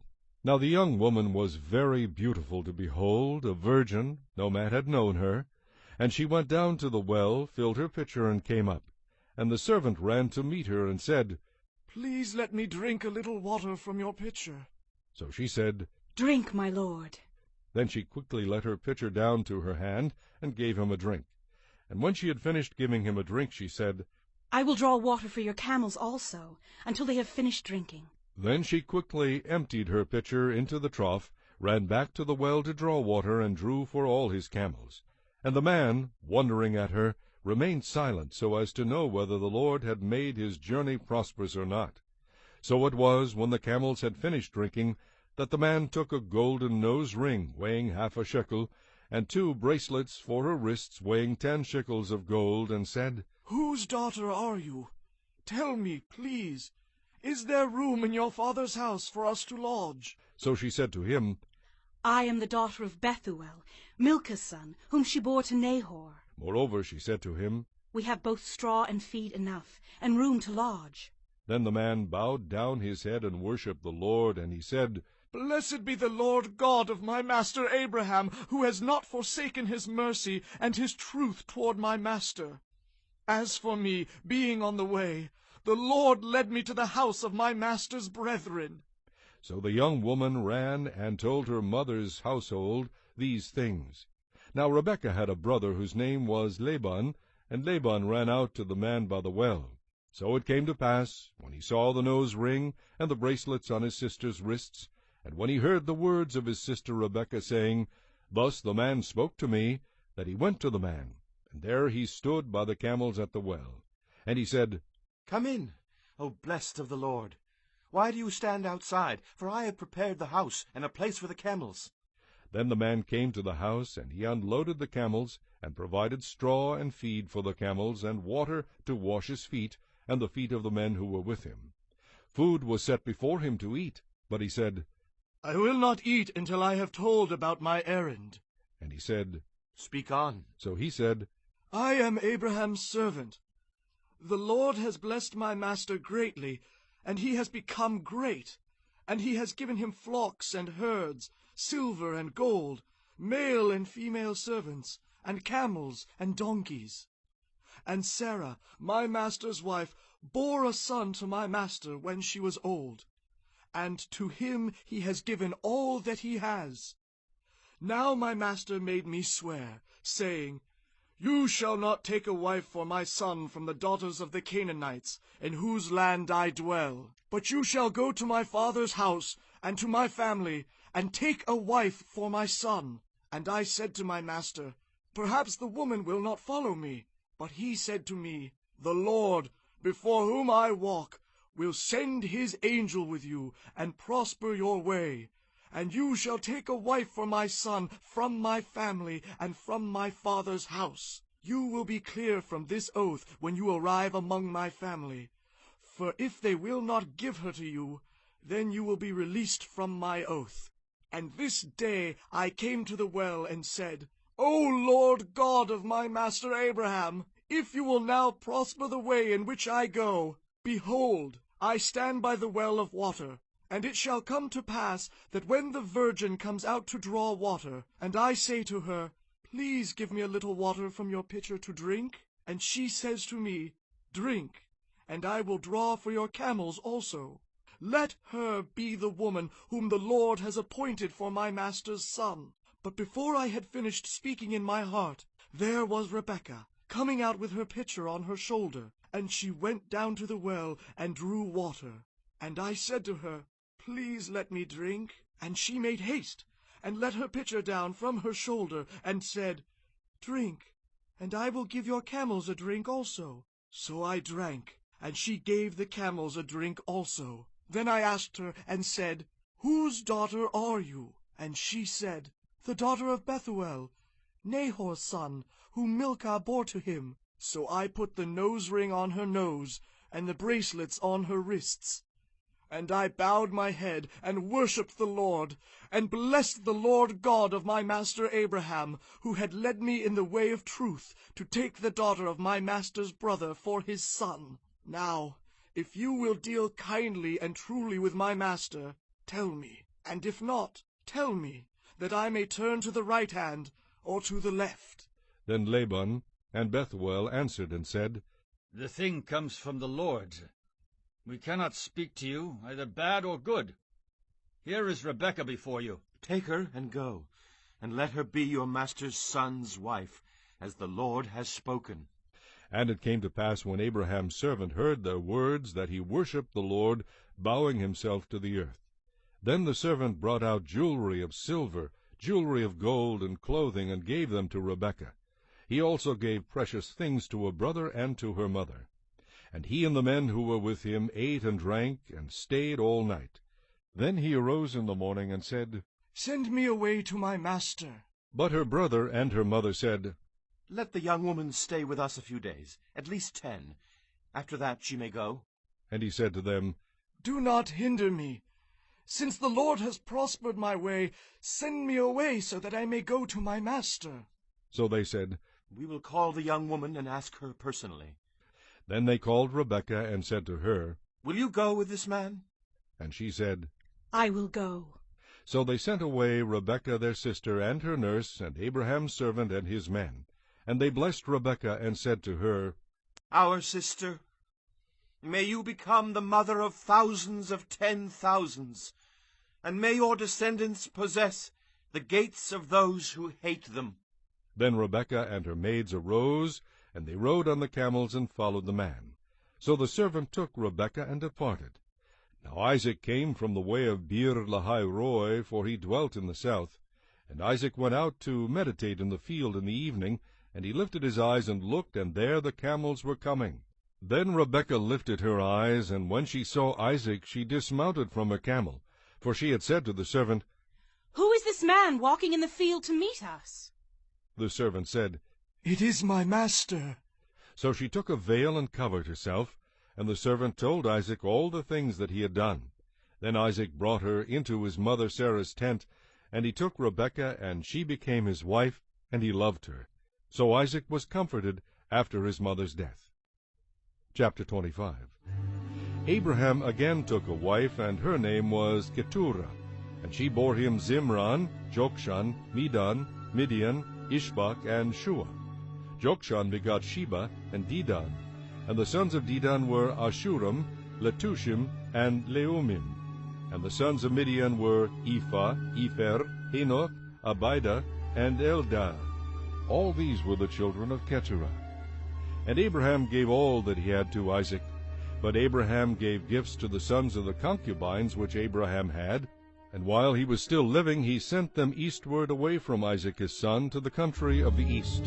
This is the sum of the years of Abraham's life which he lived, 175 years. Then Abraham breathed his last and died in a good old age, an old man and full of years, and was gathered to his people. And his sons Isaac and Ishmael buried him in the cave of Machpelah, which is before Mamre, in the field of Ephron the son of Zohar the Hittite, the field which Abraham purchased from the sons of Heth. There Abraham was buried, and Sarah his wife. And it came to pass, after the death of Abraham, that God blessed his son Isaac, and Isaac dwelt at Beer-lahai-roi. Now this is the genealogy of Ishmael, Abraham's son, whom Hagar the Egyptian, Sarah's maidservant, bore to Abraham. And these were the names of the sons of Ishmael by their names, according to their generations. The firstborn of Ishmael, Nebajoth, then Kedar, Adbeel, Mibsam, Mishma, Duma, Massa, Hadar, Tema, Jetur, Naphish, and Kedemah. These were the sons of Ishmael, and these were their names by their towns and their settlements, 12 princes according to their nations. These were the years of the life of Ishmael, 137 years. And And he breathed his last and died, and was gathered to his people. They dwelt from Havilah as far as Shur, which is east of Egypt, as you go toward Assyria. He died in the presence of all his brethren. This is the genealogy of Isaac, Abraham's son. Abraham begot Isaac. Isaac was 40 years old when he took Rebekah as wife, the daughter of Bethuel the Syrian of Padan Aram, the sister of Laban the Syrian. Now Isaac pleaded with the Lord for his wife, because she was barren. And the Lord granted his plea, and Rebekah his wife conceived. But the children struggled together within her, and she said, If all is well, why am I like this? So she went to inquire of the Lord. And the Lord said to her, 2 nations are in your womb, 2 people shall be separated from your body, 1 people shall be stronger than the other, and the older shall serve the younger. So when her days were fulfilled for her to give birth, indeed there were twins in her womb. And the first came out red, he was like a hairy garment all over. So they called his name Esau. Afterward his brother came out, and his hand took hold of Esau's heel. So his name was called Jacob. Isaac was 60 years old when she bore them. So the boys grew, and Esau was a skillful hunter, a man of the field, but Jacob was a mild man dwelling in tents. And Isaac loved Esau because he ate of his game, but Rebekah loved Jacob. Now Jacob cooked a stew, and Esau came in from the field, and he was weary. And Esau said to Jacob, Please feed me with that same red stew, for I am weary. Therefore his name was called Edom. But Jacob said, Sell me your birthright as of this day. And Esau said, Look, I am about to die. So what is this birthright to me? Then Jacob said, Swear to me as of this day. So he swore to him, and sold his birthright to Jacob. And Jacob gave Esau bread and stew of lentils. Then he ate and drank, arose, and went his way. Thus Esau despised his birthright. Chapter 26. There was a famine in the land, besides the first famine that was in the days of Abraham. And Isaac went to Abimelech, king of the Philistines, in Gerar. Then the Lord appeared to him and said, Do not go down to Egypt. Live in the land of which I shall tell you. Dwell in this land, and I will be with you and bless you. For to you and your descendants I give all these lands, and I will perform the oath which I swore to Abraham your father. And I will make your descendants multiply as the stars of heaven. I will give to your descendants all these lands, and in your seed all the nations of the earth shall be blessed. Because Abraham obeyed my voice, and kept my charge, my commandments, my statutes, and my laws. So Isaac dwelt in Gerar, and the men of the place asked about his wife, and he said, She is my sister. For he was afraid to say, She is my wife, because he thought, Lest the men of the place kill me for Rebekah, because she is beautiful to behold. Now it came to pass, when he had been there a long time, that Abimelech, king of the Philistines, looked through a window, and saw, and there was Isaac, showing endearment to Rebekah his wife. Then Abimelech called Isaac, and said, Quite obviously she is your wife. So how could you say she is my sister? Isaac said to him, Because I said, Lest I die on account of her. And Abimelech said, What is this you have done to us? One of the people might soon have lain with your wife, and you would have brought guilt on us. So Abimelech charged all his people, saying, He who touches this man or his wife shall surely be put to death. Then Isaac sowed in that land, and reaped in the same year 100-fold, and the Lord blessed him. The man began to prosper, and continued prospering, until he became very prosperous. For he had possessions of flocks, and possessions of herds, and a great number of servants. So the Philistines envied him. Now the Philistines had stopped up all the wells which his father's servants had dug in the days of Abraham his father, and they had filled them with earth. And Abimelech said to Isaac, Go away from us, for you are much mightier than we. Then Isaac departed from there, and pitched his tent in the valley of Gerar, and dwelt there. And Isaac dug again the wells of water which they had dug in the days of Abraham his father, for the Philistines had stopped them up after the death of Abraham. He called them by the names which his father had called them. Also Isaac's servants dug in the valley, and found a well of running water there. But the herdsmen of Gerar quarreled with Isaac's herdsmen, saying, The water is ours. So he called the name of the well Esek. because they quarreled with him. Then they dug another well, and they quarreled over that one also. So he called its name Sitnah. And he moved from there, and dug another well, and they did not quarrel over it. So he called its name Rehoboth, because he said, For now the Lord has made room for us, and we shall be fruitful in the land. Then he went up from there to Beersheba. And the Lord appeared to him the same night, and said, I am the God of your father Abraham. Do not fear, for I am with you. I will bless you and multiply your descendants for my servant Abraham's sake. So he built an altar there, and called on the name of the Lord. And he pitched his tent there, and there Isaac's servants dug a well. Then Abimelech came to him from Gerar with Ahuzzath, one of his friends, and Phicol, the commander of his army. And Isaac said to them, Why have you come to me, since you hate me and have sent me away from you? But they said, We have certainly seen that the Lord is with you. So we said, Let there now be an oath between us, between you and us. Let us make a covenant with you, that you will do us no harm, since we have not touched you, and since we have done nothing to you but good, and have sent you away in peace. You are now the blessed of the Lord. So he made them a feast, and they ate and drank. Then they arose early in the morning, and swore an oath with one another. And Isaac sent them away, and they departed from him in peace.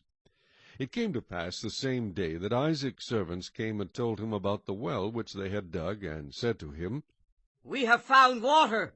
So he called it Sheba. Therefore the name of the city is Beersheba to this day. When Esau was 40 years old, he took as wives Judith, the daughter of Beeri the Hittite, and Basemath, the daughter of Elon the Hittite. And they were a grief of mind to Isaac and Rebekah. Chapter 27. Now it came to pass, when Isaac was old, and his eyes were so dim that he could not see, that he called Esau his older son, and said to him, My son. And he answered him, Here I am. Then he said, Behold now, I am old. I do not know the day of my death. Now, therefore, please take your weapons, your quiver and your bow, and go out to the field and hunt game for me, and make me savory food, such as I love, and bring it to me, that I may eat, that my soul may bless you before I die. Now Rebekah was listening when Isaac spoke to Esau his son, and Esau went to the field to hunt game and to bring it. So Rebekah spoke to Jacob her son, saying, Indeed, I heard your father speak to Esau your brother, saying, Bring me game, and make savory food for me, that I may eat it, and bless you in the presence of the Lord before my death. Now therefore, my son, obey my voice according to what I command you. Go now to the flock, and bring me from there 2 choice kids of the goats, and I will make savory food from them for your father, such as he loves. Then you shall take it to your father, that he may eat it, and that he may bless you before his death. And Jacob said to Rebekah his mother, Look, Esau my brother is a hairy man, and I am a smooth-skinned man. Perhaps my father will feel me, and I shall seem to be a deceiver to him, and I shall bring a curse on myself, and not a blessing. But his mother said to him, Let your curse be on me, my son. Only obey my voice, and go. Get them for me.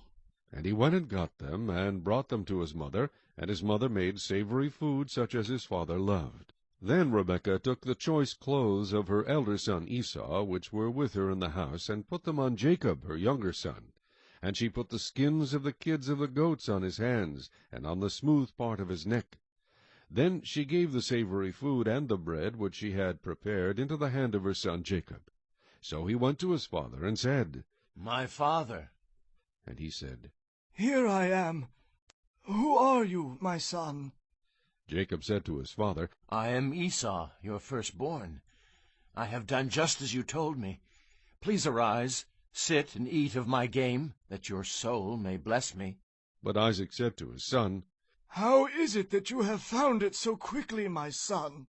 And he said, Because the Lord your God brought it to me. Then Isaac said to Jacob, Please come near, that I may feel you, my son, whether you are really my son Esau or not. So Jacob went near to Isaac his father, and he felt him, and said, The voice is Jacob's voice, but the hands are the hands of Esau. And he did not recognize him, because his hands were hairy, like his brother Esau's hands. So he blessed him. Then he said, Are you really my son Esau? He said, I am. He said, Bring it near to me, and I will eat of my son's game, so that my soul may bless you. So he brought it near to him, and he ate. And he brought him wine, and he drank. Then his father Isaac said to him, Come near now, and kiss me, my son. And he came near and kissed him. And he smelled the smell of his clothing, and blessed him, and said, Surely the smell of my son is like the smell of a field, which the Lord has blessed. Therefore may God give you of the dew of heaven, of the fatness of the earth, and plenty of grain and wine. Let peoples serve you, and nations bow down to you. Be master over your brethren, and let your mother's sons bow down to you. Cursed be everyone who curses you, and blessed be those who bless you. Now it happened, as soon as Isaac had finished blessing Jacob, and Jacob had scarcely gone out from the presence of Isaac his father, that Esau his brother came in from his hunting. He also had made savory food, and brought it to his father, and said to his father, Let my father arise, and eat of his son's game, that your soul may bless me. And his father Isaac said to him, Who are you? So he said, I am your son, your firstborn, Esau. Then Isaac trembled exceedingly, and said, Who? Where is the one who hunted game and brought it to me? I ate all of it before you came, and I have blessed him, and indeed he shall be blessed. When Esau heard the words of his father, he cried with an exceedingly great and bitter cry, and said to his father, Bless me also, O my father. But he said, Your brother came with deceit, and has taken away your blessing. And Esau said, Is he not rightly named Jacob? For he has supplanted me these 2 times. He took away my birthright, and now look, he has taken away my blessing. And he said, Have you not reserved a blessing for me? Then Isaac answered and said to Esau, Indeed, I have made him your master, and all his brethren I have given to him as servants. With grain and wine I have sustained him. What shall I do now for you, my son? And Esau said to his father, Have you only one blessing, my father? Bless me also, O my father. And Esau lifted up his voice and wept. Then Isaac his father answered and said to him, Behold, your dwelling shall be of the fatness of the earth, and of the dew of heaven from above. By your sword you shall live, and you shall serve your brother. And it shall come to pass, when you become restless, that you shall break his yoke from your neck. So Esau hated Jacob because of the blessing with which his father blessed him. And Esau said in his heart, The days of mourning for my father are at hand. Then I will kill my brother Jacob. And the words of Esau her older son were told to Rebekah. So she sent and called Jacob her younger son, and said to him, Surely your brother Esau comforts himself concerning you by intending to kill you. Now therefore, my son, obey my voice. Arise, flee to my brother Laban in Haran, and stay with him a few days until your brother's fury turns away, until your brother's anger turns away from you, and he forgets what you have done to him. Then I will send and bring you from there. Why should I be bereaved also of you both in one day? And Rebekah said to Isaac, I am weary of my life because of the daughters of Heth. If Jacob takes a wife of the daughters of Heth, like these who are the daughters of the land, what good will my life be to me? Chapter 28. Then Isaac called Jacob, and blessed him, and charged him, and said to him, You shall not take a wife from the daughters of Canaan. Arise, go to Padan Aram, to the house of Bethuel, your mother's father, and take yourself a wife from there of the daughters of Laban, your mother's brother. May God Almighty bless you, and make you fruitful, and multiply you, that you may be an assembly of peoples, and give you the blessing of Abraham, to you and your descendants with you, that you may inherit the land in which you are a stranger, which God gave to Abraham. So Isaac sent Jacob away, and he went to Paddan Aram, to Laban the son of Bethuel the Syrian, the brother of Rebekah, the mother of Jacob and Esau. Esau saw that Isaac had blessed Jacob, and sent him away to Paddan Aram to take himself a wife from there, and that as he blessed him, he gave him a charge, saying, You shall not take a wife from the daughters of Canaan. And that Jacob had obeyed his father and his mother, and had gone to Paddan Aram. Also Esau saw that the daughters of Canaan did not please his father Isaac. So Esau went to Ishmael, and took Mahalath, the daughter of Ishmael, Abraham's son, the sister of Nebajoth, to be his wife, in addition to the wives he had. Now Jacob went out from Beersheba, and went toward Haran. So he came to a certain place, and stayed there all night, because the sun had set. And he took one of the stones of that place, and put it at his head, and he lay down in that place to sleep. Then he dreamed, and behold, a ladder was set up on the earth, and its top reached to heaven. And there the angels of God were ascending and descending on it. And behold, the Lord stood above it, and said, I am the Lord God of Abraham your father, and the God of Isaac. The land on which you lie I will give to you and your descendants. Also your descendants shall be as the dust of the earth. You shall spread abroad to the west and the east, to the north and the south.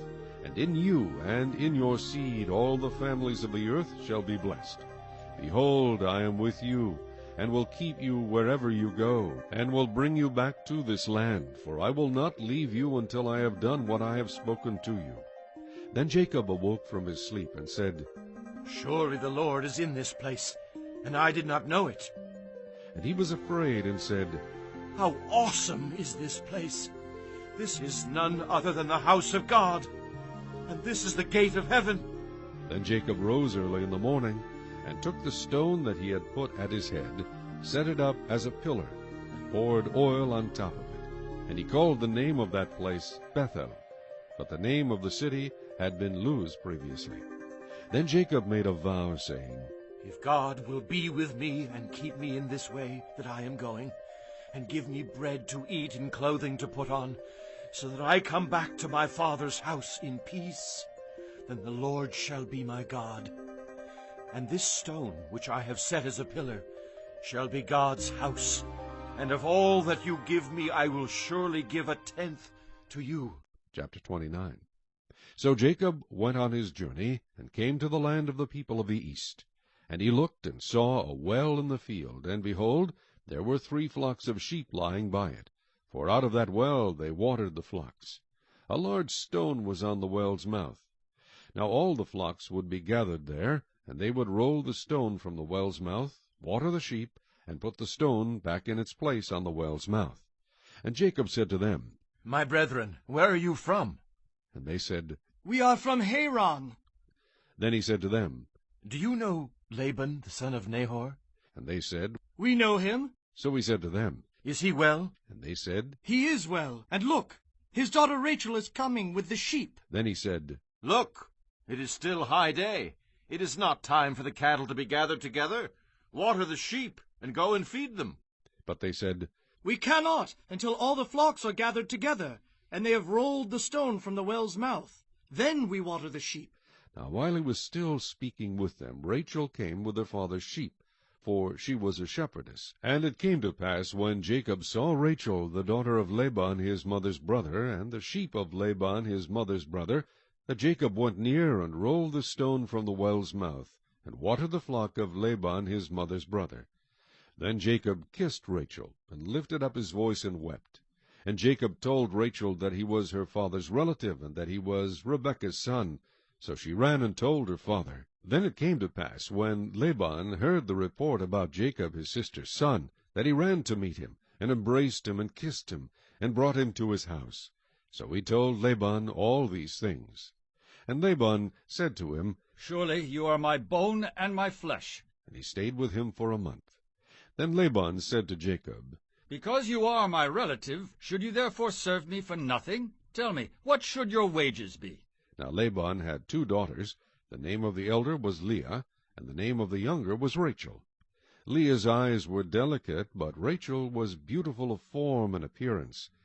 Now Jacob loved Rachel, so he said, I will serve you 7 years for Rachel, your younger daughter. And Laban said, It is better that I give her to you than that I should give her to another man. Stay with me. So Jacob served 7 years for Rachel, and they seemed only a few days to him because of the love he had for her. Then Jacob said to Laban, Give me my wife, for my days are fulfilled that I may go in to her. And Laban gathered together all the men of the place and made a feast. Now it came to pass in the evening that he took Leah his daughter and brought her to Jacob, and he went in to her. And Laban gave his maid Zilpah to his daughter Leah as a maid. So it came to pass in the morning that, behold, it was Leah. And he said to Laban, What is this you have done to me? Was it not for Rachel that I served you? Why then have you deceived me? And Laban said, It must not be done so in our country, to give the younger before the firstborn. Fulfill her week, and we will give you this one also for the service which you will serve with me still another 7 years. Then Jacob did so, and fulfilled her week. So he gave him his daughter Rachel as wife also. And Laban gave his maid Bilhah to his daughter Rachel as a maid. Then Jacob also went in to Rachel, and he also loved Rachel more than Leah. And he served with Laban still another 7 years. When the Lord saw that Leah was unloved, he opened her womb, but Rachel was barren.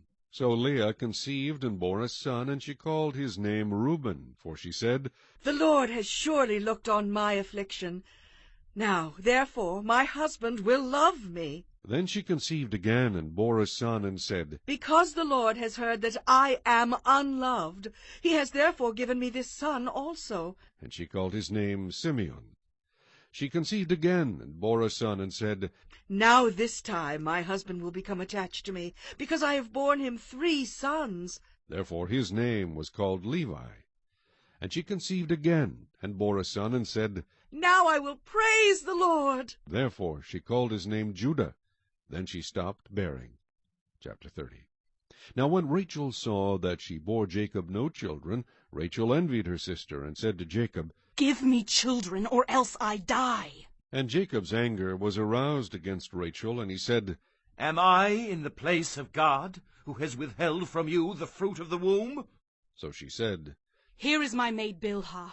Go into her, and she will bear a child on my knees, that I also may have children by her. Then she gave him Bilhah, her maid, as wife, and Jacob went in to her. And Bilhah conceived and bore Jacob a son. Then Rachel said, God has judged my case, and he has also heard my voice and given me a son. Therefore she called his name Dan. And Rachel's maid Bilhah conceived again and bore Jacob a second son. Then Rachel said, With great wrestlings I have wrestled with my sister, and indeed I have prevailed. So she called his name Naphtali. When Leah saw that she had stopped bearing, she took Zilpah her maid, and gave her to Jacob as wife. And Leah's maid Zilpah bore Jacob a son. Then Leah said, A troop comes. So she called his name Gad. And Leah's maid Zilpah bore Jacob a second son. Then Leah said, I am happy, for the daughters will call me blessed. So she called his name Asher. Now Reuben went in the days of wheat harvest, and found mandrakes in the field, and brought them to his mother Leah. Then Rachel said to Leah, Please give me some of your son's mandrakes. But she said to her, Is it a small matter that you have taken away my husband? Would you take away my son's mandrakes also? And Rachel said, Therefore he will lie with you tonight for your son's mandrakes. When Jacob came out of the field in the evening, Leah went out to meet him, and said, You must come in to me, for I have surely hired you with my son's mandrakes. And he lay with her that night.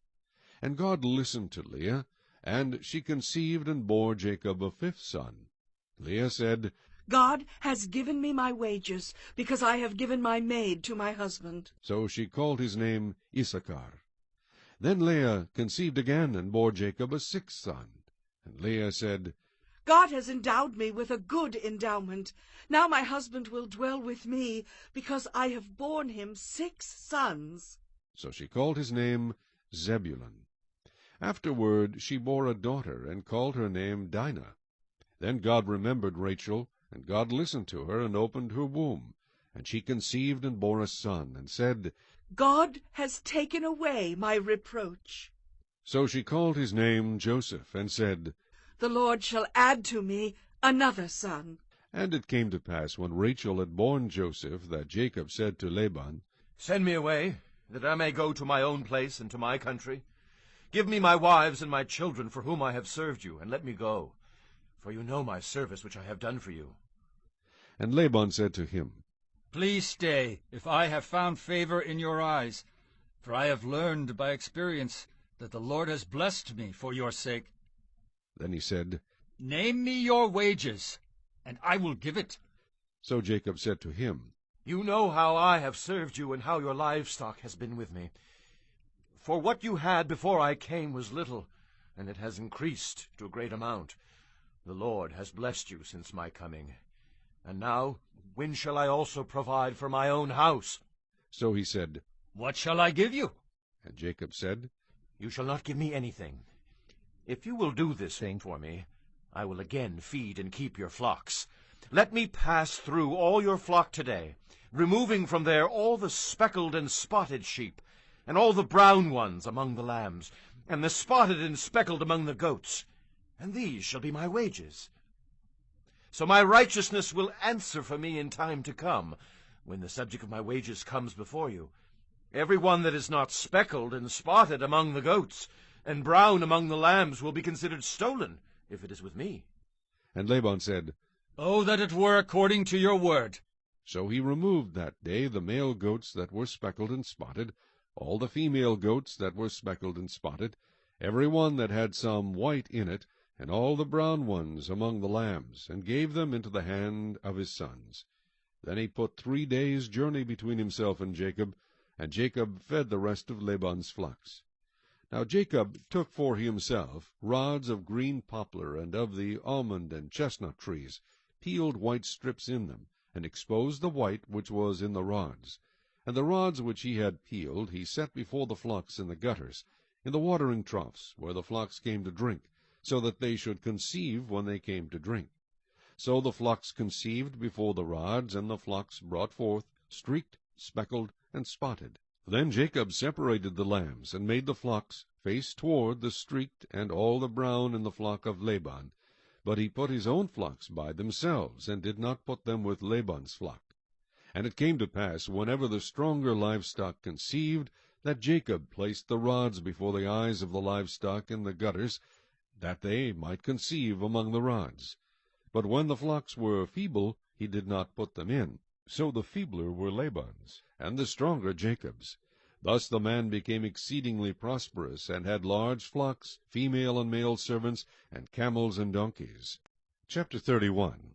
Now Jacob heard the words of Laban's son, saying, Jacob has taken away all that was our father's, and from what was our father's he has acquired all this wealth. And Jacob saw the countenance of Laban, and indeed it was not favorable toward him as before. Then the Lord said to Jacob, Return to the land of your fathers, and to your family, and I will be with you. So Jacob sent and called Rachel and Leah to the field, to his flock, and said to them, I see your father's countenance, that it is not favorable toward me as before. But the God of my father has been with me. And you know that with all my might I have served your father. Yet your father has deceived me, and changed my wages 10 times. But God did not allow him to hurt me. If he said thus, The speckled shall be your wages, then all the flocks bore speckled. And if he said thus, The streaked shall be your wages, then all the flocks bore streaked. So God has taken away the livestock of your father, and given them to me. And it happened at the time when the flocks conceived, that I lifted my eyes, and saw in a dream, and behold, the rams which leaped upon the flocks were streaked, speckled, and gray spotted. Then the angel of God spoke to me in a dream, saying, Jacob. And I said, Here I am. And he said, Lift your eyes now, and see, all the rams which leap on the flocks are streaked, speckled, and gray spotted. For I have seen all that Laban is doing to you. I am the God of Bethel, where you anointed the pillar, and where you made a vow to me. Now arise, get out of this land, and return to the land of your family. Then Rachel and Leah answered and said to him, Is there still any portion or inheritance for us in our father's house? Are we not considered strangers by him? For he has sold us, and also completely consumed our money. For all these riches which God has taken from our father are really ours and our children's. Now then, whatever God has said to you, do it. Then Jacob rose and set his sons and his wives on camels.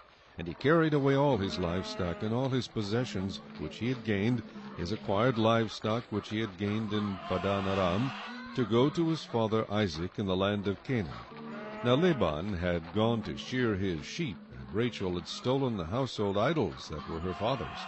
And Jacob stole away, unknown to Laban the Syrian, in that he did not tell him that he intended to flee. So he fled with all that he had. He arose and crossed the river and headed toward the mountains of Gilead. And Laban was told on the third day that Jacob had fled. Then he took his brethren with him and pursued him for 7 days' journey, and he overtook him in the mountains of Gilead. But God had come to Laban the Syrian in a dream by night, and said to him, Be careful that you speak to Jacob neither good nor bad. So Laban overtook Jacob. Now Jacob had pitched his tent in the mountains, and Laban with his brethren pitched in the mountains of Gilead. And Laban said to Jacob, What have you done, that you have stolen away unknown to me, and carried away my daughters like captives taken with the sword? Why did you flee away secretly and steal away from me and not tell me? For I might have sent you away with joy and songs, with timbrel and harp. And you did not allow me to kiss my sons and my daughters. Now you have done foolishly in so doing. It is in my power to do you harm. But the God of your father spoke to me last night, saying, Be careful that you speak to Jacob neither good nor bad. And now you have surely gone, because you greatly long for your father's house. But why did you steal my gods? Then Jacob answered and said to Laban, Because I was afraid, for I said, Perhaps you would take your daughters from me by force. With whomever you find your gods, do not let him live. In the presence of our brethren, identify what I have of yours and take it with you. For Jacob did not know that Rachel had stolen them. And Laban went into Jacob's tent, into Leah's tent, and into the 2 maids' tents, but he did not find them. Then he went out of Leah's tent and entered Rachel's tent. Now Rachel had taken the household idols, put them in the camel's saddle, and sat on them. And Laban searched all about the tent, but did not find them. And she said to her father, Let it not displease my lord that I cannot rise before you, for the manner of women is with me. And he searched, but did not find the household idols. Then Jacob was angry, and rebuked Laban. And Jacob answered and said to Laban, What is my trespass? What is my sin that you have so hotly pursued me? Although you have searched all my things, what part of your household things have you found? Set it here before my brethren and your brethren, that they may judge between us both. These 20 years I have been with you. Your ewes and your female goats have not miscarried their young, and I have not eaten the rams of your flock. That which was torn by beasts I did not bring to you. I bore the loss of it. You required it from my hand, whether stolen by day or stolen by night. There I was. In the day the drought consumed me, and the frost by night, and my sleep departed from my eyes. Thus I have been in your house 20 years. I served you 14 years for your 2 daughters, and 6 years for your flock, and you have changed my wages 10 times. Unless the God of my father, the God of Abraham and the fear of Isaac, had been with me, surely now you would have sent me away empty-handed. God has seen my affliction and the labor of my hands, and rebuked you last night. And Laban answered and said to Jacob, These daughters are my daughters, and these children are my children, and this flock is my flock. All that you see is mine. But what can I do this day to these my daughters, or to their children whom they have borne? Now therefore come, let us make a covenant, you and I, and let it be a witness between you and me. So Jacob took a stone and set it up as a pillar. Then Jacob said to his brethren, Gather stones. And they took stones and made a heap, and they ate there on the heap. Laban called it Jegar-Sahadutha, but Jacob called it Galeed. And Laban said, This heap is a witness between you and me this day. Therefore its name was called Galeed. Also Mizpah, because he said, May the Lord watch between you and me when we are absent one from another. If you afflict my daughters, or if you take other wives besides my daughters, although no man is with us, see, God is witness between you and me. Then Laban said to Jacob, Here is this heap, and here is this pillar which I have placed between you and me. This heap is a witness, and this pillar is a witness, that I will not pass beyond this heap to you, and you will not pass beyond this heap and this pillar to me, for harm. The God of Abraham, the God of Nahor, and the God of their father judge between us. And Jacob swore by the fear of his father Isaac. Then Jacob offered a sacrifice on the mountain, and called his brethren to eat bread. And they ate bread, and stayed all night on the mountain. And early in the morning Laban arose, and kissed his sons and daughters, and blessed them. Then Laban departed, and returned to his place.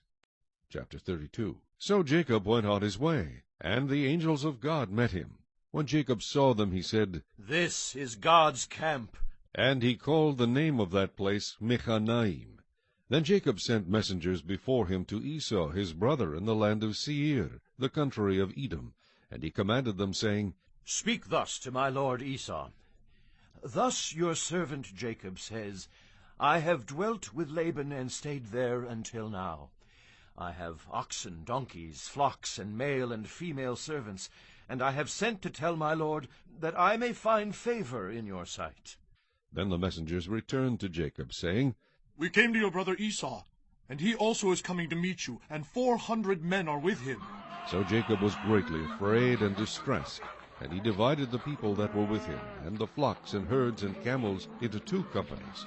And he said, If Esau comes to the one company and attacks it, then the other company which is left will escape. Then Jacob said, O God of my father Abraham, and God of my father Isaac, the Lord who said to me, Return to your country and to your family, and I will deal well with you. I am not worthy of the least of all the mercies, and of all the truth which you have shown your servant. For I crossed over this Jordan with my staff, and now I have become 2 companies. Deliver me, I pray, from the hand of my brother, from the hand of Esau, for I fear him, lest he come and attack me and the mother with the children. For you said, I will surely treat you well, and make your descendants as the sand of the sea, which cannot be numbered for multitude.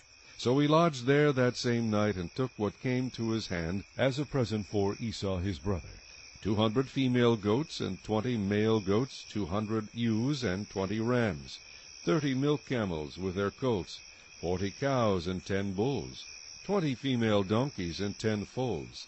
Then he delivered them to the hand of his servants, every drove by itself, and said to his servants, Pass over before me, and put some distance between successive droves. And he commanded the first one, saying, When Esau my brother meets you and asks you, saying, To whom do you belong, and where are you going? Whose are these in front of you? Then you shall say, They are your servant Jacob's. It is a present sent to my lord Esau, and behold, he also is behind us. So he commanded the second, the third, and all who followed the drove, saying, In this manner you shall speak to Esau when you find him, and also say, Behold, your servant Jacob is behind us. For he said, I will appease him with the present that goes before me, and afterward I will see his face.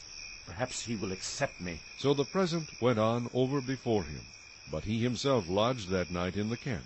And he arose that night, and took his 2 wives, his 2 female servants, and his 11 sons, and crossed over the ford of Jabbok. He took them, sent them over the brook, and sent over what he had. Then Jacob was left alone, and a man wrestled with him until the breaking of day.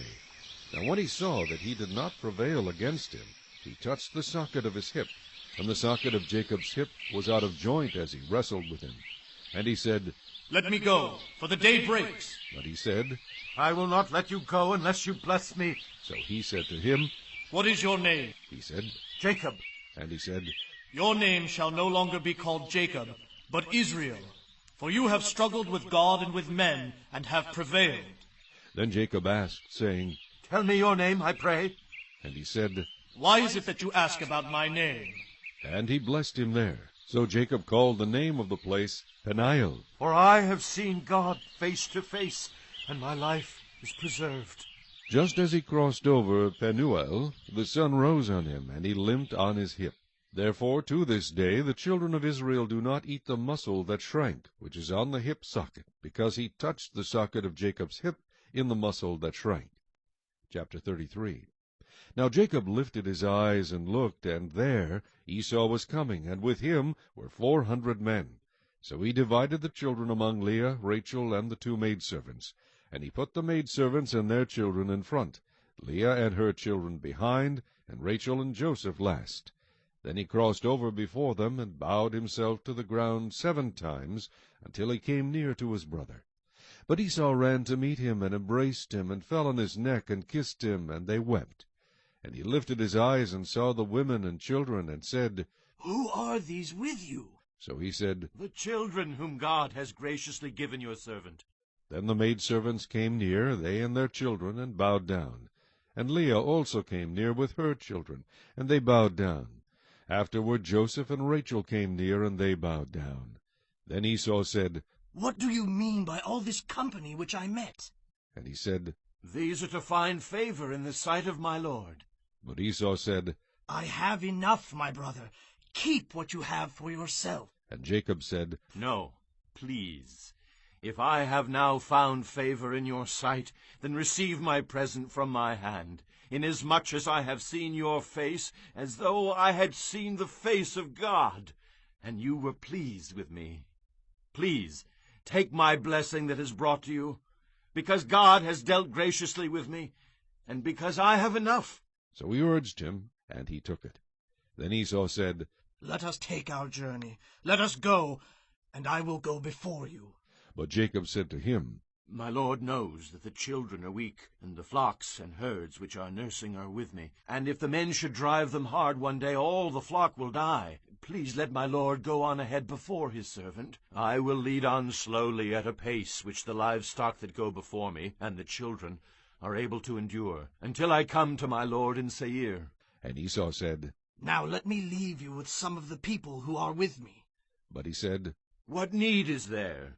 Let me find favor in the sight of my lord. So Esau returned that day on his way to Seir. And Jacob journeyed to Succoth, built himself a house, and made booths for his livestock. Therefore the name of the place is called Succoth. Then Jacob came safely to the city of Shechem, which is in the land of Canaan, when he came from Padam Aram. And he pitched his tent before the city. And he bought the parcel of land where he had pitched his tent from the children of Hamor, Shechem's father, for 100 pieces of money. Then he erected an altar there, and called it El Elohe Israel. Chapter 34. Now Dinah, the daughter of Leah, whom she had borne to Jacob, went out to see the daughters of the land. And when Shechem, the son of Hamor, the Hivite, prince of the country, saw her, he took her, and lay with her, and violated her. His soul was strongly attracted to Dinah, the daughter of Jacob, and he loved the young woman, and spoke kindly to the young woman. So Shechem spoke to his father Hamor, saying, Get me this young woman as a wife. And Jacob heard that he had defiled Dinah his daughter. Now his sons were with his livestock in the field, so Jacob held his peace until they came. Then Hamor, the father of Shechem, went out to Jacob to speak with him. And the sons of Jacob came in from the field when they heard it. And the men were grieved and very angry, because he had done a disgraceful thing in Israel by lying with Jacob's daughter, a thing which ought not to be done. But Hamor spoke with him, saying, The soul of my son Shechem longs for your daughter. Please give her to him as a wife, and make marriages with us. Give your daughters to us, and take our daughters to yourselves. So you shall dwell with us, and the land shall be before you. Dwell and trade in it, and acquire possessions for yourselves in it. Then Shechem said to her father and her brothers, Let me find favor in your eyes, and whatever you say to me I will give. Ask me ever so much dowry and gift, and I will give according to what you say to me. But give me the young woman as a wife. But the sons of Jacob answered Shechem and Hamor his father, and spoke deceitfully, because he had defiled Dinah their sister. And they said to them, We cannot do this thing, to give our sister to one who is uncircumcised, for that would be a reproach to us. But on this condition we will consent to you. If you will become as we are, if every male of you is circumcised, then we will give our daughters to you, and we will take your daughters to us, and we will dwell with you, and we will become one people. But if you will not heed us and be circumcised, then we will take our daughter and be gone. And their words pleased Hamor and Shechem, Hamor's son. So the young man did not delay to do the thing, because he delighted in Jacob's daughter. He was more honorable than all the household of his father. And Hamor and Shechem his son came to the gate of their city, and spoke with the men of their city, saying, These men are at peace with us. Therefore let them dwell in the land and trade in it. For indeed the land is large enough for them. Let us take their daughters to us as wives, and let us give them our daughters. Only on this condition will the men consent to dwell with us, to be one people. If every male among us is circumcised as they are circumcised, will not their livestock, their property, and every animal of theirs be ours? Only let us consent to them, and they will dwell with us. And all who went out of the gate of his city heeded Hamor and Shechem his son. Every male was circumcised, all who went out of the gate of his city. Now it came to pass on the third day, when they were in pain, that two of the sons of Jacob, Simeon and Levi, Dinah's brothers, each took his sword, and came boldly upon the city, and killed all the males.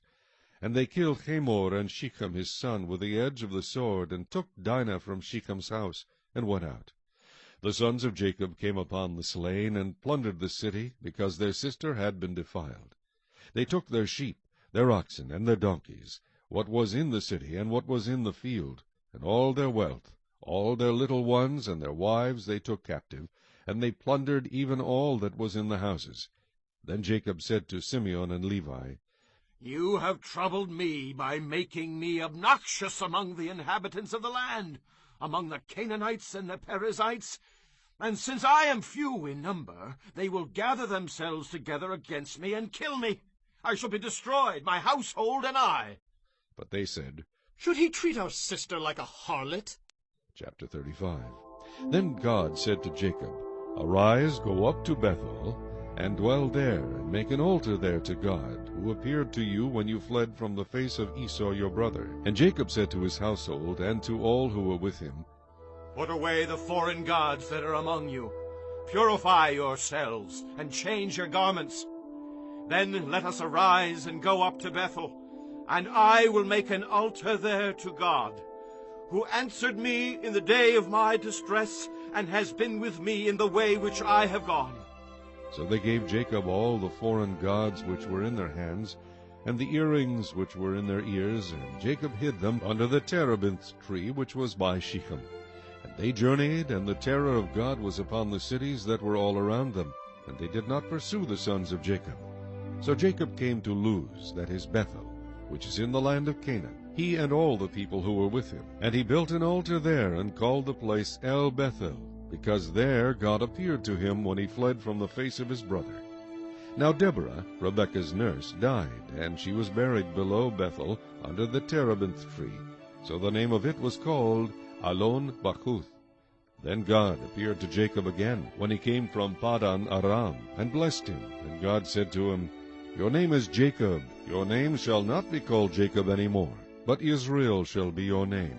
So he called his name Israel. Also God said to him, I am God Almighty. Be fruitful and multiply. A nation and a company of nations shall proceed from you, and kings shall come from your body.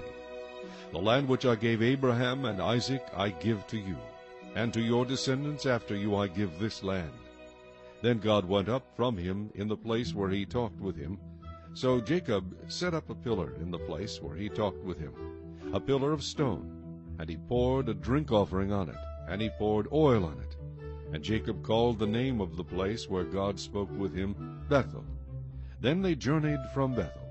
And when there was but a little distance to go to Ephrath, Rachel labored in childbirth, and she had hard labor. Now it came to pass, when she was in hard labor, that the midwife said to her, Do not fear, you will have this son also. And so it was, as her soul was departing, for she died, that she called his name Ben-Oni, but his father called him Benjamin. So Rachel died and was buried on the way to Ephrath, that is Bethlehem. And Jacob set a pillar on her grave, which is the pillar of Rachel's grave to this day. Then Israel journeyed and pitched his tent beyond the tower of Eder. And it happened, when Israel dwelt in that land, that Reuben went and lay with Bilhah, his father's concubine. And Israel heard about it. Now the sons of Jacob were 12. The sons of Leah were Reuben, Jacob's firstborn, and Simeon, Levi, Judah, Issachar, and Zebulun. The sons of Rachel were Joseph and Benjamin. The sons of Bilhah, Rachel's maidservant, were Dan and Naphtali. And the sons of Zilpah, Leah's maidservant, were Gad and Asher. These were the sons of Jacob who were born to him in Paddan Aram. Then Jacob came to his father Isaac at Mamre, or Kirjath Arba, that is Hebron, where Abraham and Isaac had dwelt. Now the days of Isaac were 180 years.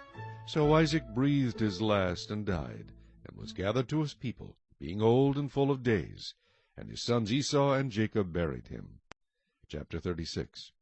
Now this is the genealogy of Esau, who is Edom. Esau took his wives from the daughters of Canaan: Adah, the daughter of Elon the Hittite; Aholibamah, the daughter of Anah, the daughter of Zibeon the Hivite; and Basemath, Ishmael's daughter, sister of Nebajoth.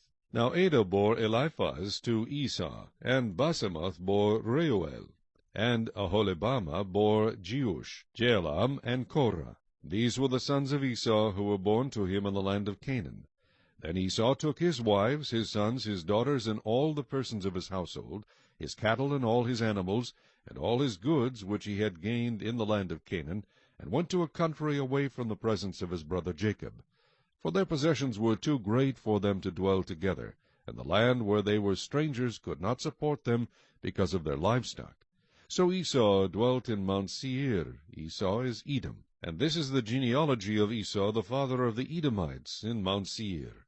These were the names of Esau's sons: Eliphaz, the son of Adah, the wife of Esau, and Reuel, the son of Basemath, the wife of Esau. And the sons of Eliphaz were Teman, Omar, Zepho, Gatam, and Kenaz. Now Timnah was the concubine of Eliphaz, Esau's son, and she bore Amalek to Eliphaz. These were the sons of Adah, Esau's wife. These were the sons of Reuel: Nahath, Zerah, Shammah, and Misa. These were the sons of Basemath, Esau's wife. These were the sons of Aholibamah, Esau's wife, the daughter of Anah, the daughter of Zibeon. And she bore to Esau Jeush, Jaalam, and Korah. These were the chiefs of the sons of Esau.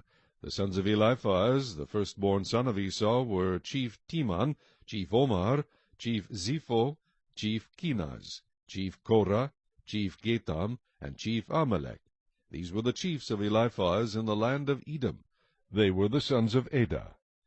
These were the sons of Reuel, Esau's son: chief Nahath, chief Zerah, chief Shammah, and chief Misa. These were the chiefs of Reuel in the land of Edom. These were the sons of Basemath, Esau's wife. And these were the sons of Aholibamah, Esau's wife: chief Jeush, chief Jaalam, and chief Korah. These were the chiefs who descended from Aholibamah, Esau's wife, the daughter of Anah. These were the sons of Esau, who is Edom, and these were their chiefs. These were the sons of Seir, the Horite, who inhabited the land: Lotan, Shobal, Zibeon, Anah, Dishon, Ezer, and Dishan. These were the chiefs of the Horites, the sons of Seir in the land of Edom. And the sons of Lotan were Hori and Heman. Lotan's sister was Timnah. These were the sons of Shobal: Alvan, Manahath, Ebal, Shepho, and Onam. These were the sons of Zibeon, both Ajah and Anah.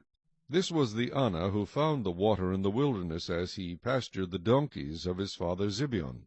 These were the children of Anah, Dishon, and Aholibamah, the daughter of Anah. These were the sons of Dishon: Hemdan, Eshban, Ithran, and Chiran. These were the sons of Ezer: Bilhan, Zeavan, and Achan. These were the sons of Dishan: Uz, and Aran.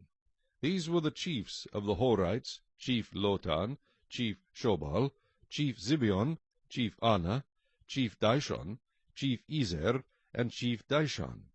These were the chiefs of the Horites according to their chiefs in the land of Seir. Now these were the kings who reigned in the land of Edom before any king reigned over the children of Israel. Bela the son of Beor reigned in Edom, and the name of his city was Dinhabah.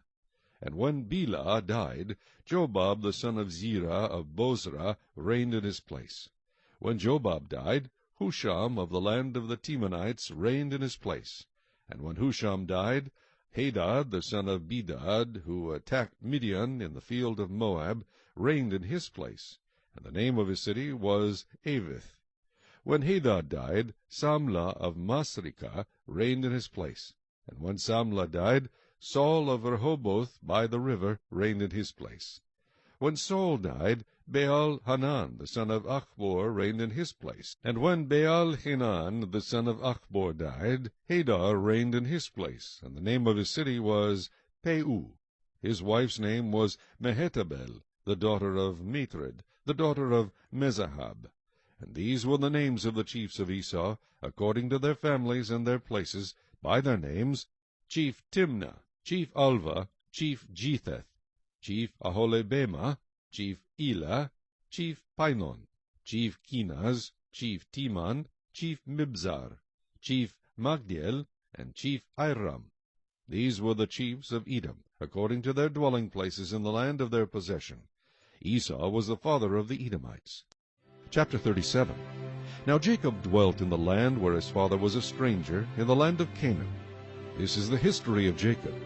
Joseph, being 17 years old, was feeding the flock with his brothers. And the lad was with the sons of Bilhah and the sons of Zilpah, his father's wives. And Joseph brought a bad report of them to his father.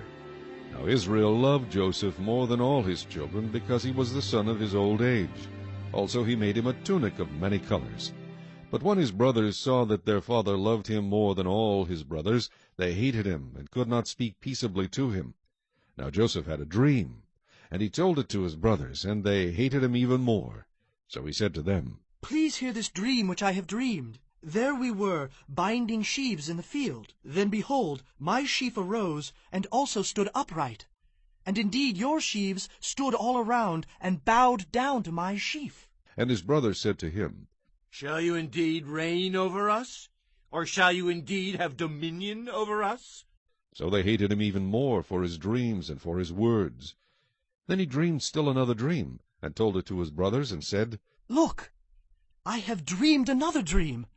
And this time the sun, the moon, and the 11 stars bowed down to me. So he told it to his father and his brothers.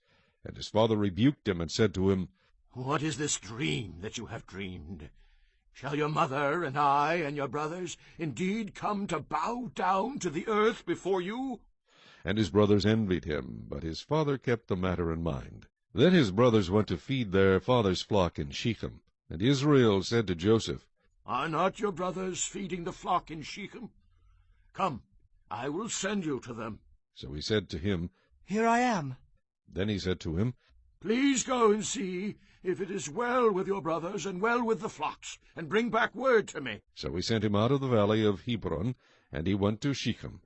Now a certain man found him, and there he was, wandering in the field. And the man asked him, saying, What are you seeking? So he said, I am seeking my brothers.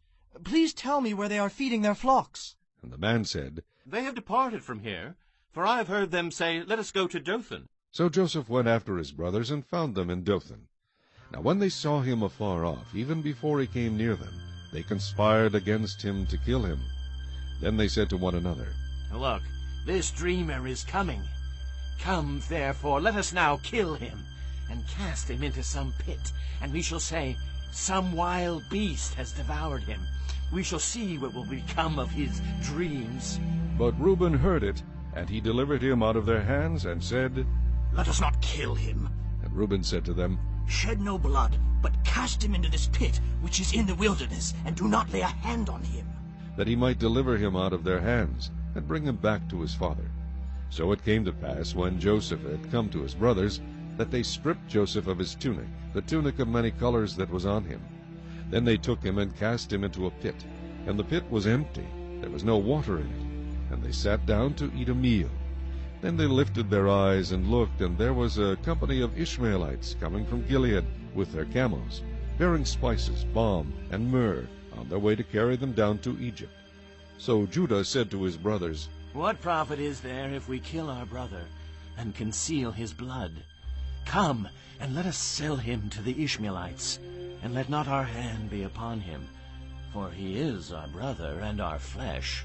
And his brothers listened. Then Midianite traders passed by. So the brothers pulled Joseph up and lifted him out of the pit, and sold him to the Ishmaelites for 20 shekels of silver, and they took Joseph to Egypt. Then Reuben returned to the pit, and indeed Joseph was not in the pit, and he tore his clothes. And he returned to his brothers and said, The lad is no more, and where shall I go? So they took Joseph's tunic, killed a kid of the goats, and dipped the tunic in the blood. Then they sent the tunic of many colors, and they brought it to their father, and said, We have found this. Do you know whether it is your son's tunic or not? And he recognized it, and said, It is my son's tunic. A wild beast has devoured him. Without doubt, Joseph is torn to pieces. Then Jacob tore his clothes, put sackcloth on his waist, and mourned for his son many days. And all his sons and all his daughters arose to comfort him, but he refused to be comforted. And he said, For I shall go down into the grave to my son in mourning. Thus his father wept for him. Now the Midianites had sold him in Egypt to Potiphar, an officer of Pharaoh and a captain of the guard.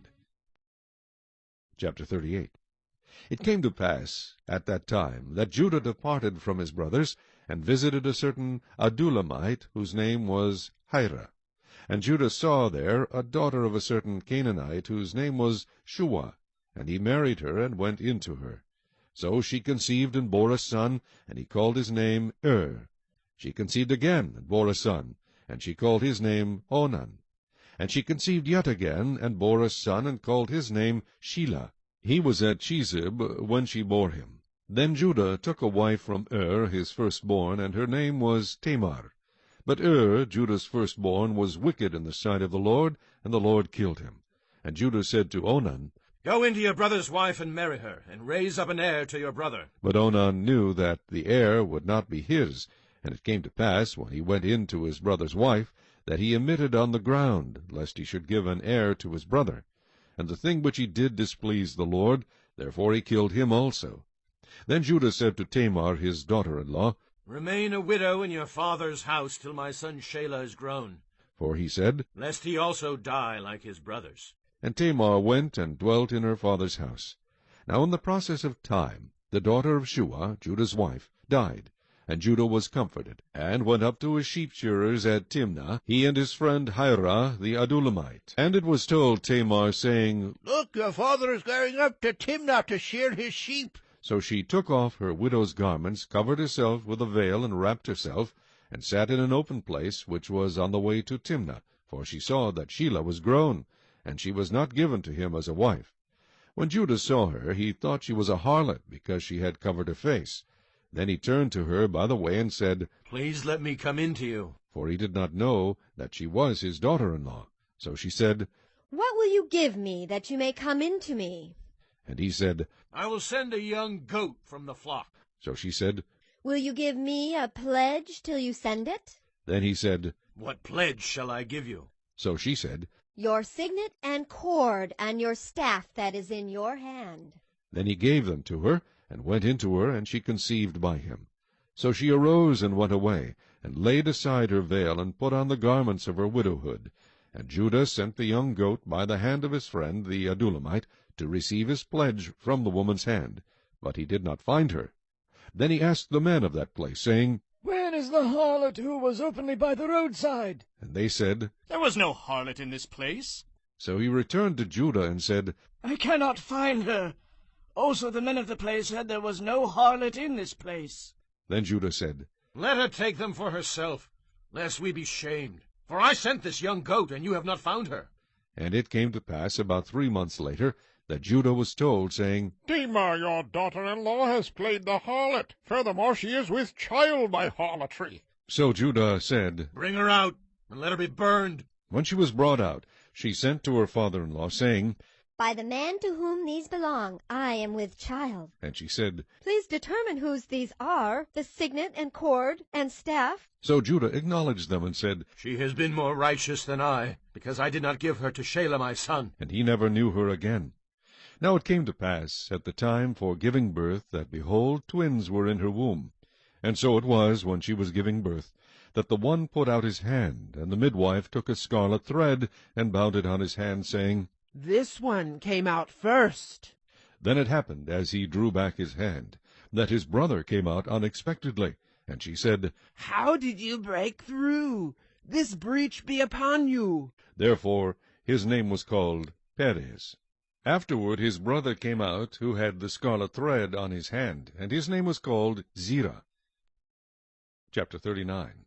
Now Joseph had been taken down to Egypt, and Potiphar, an officer of Pharaoh, captain of the guard, an Egyptian, bought him from the Ishmaelites who had taken him down there. The Lord was with Joseph, and he was a successful man, and he was in the house of his master the Egyptian.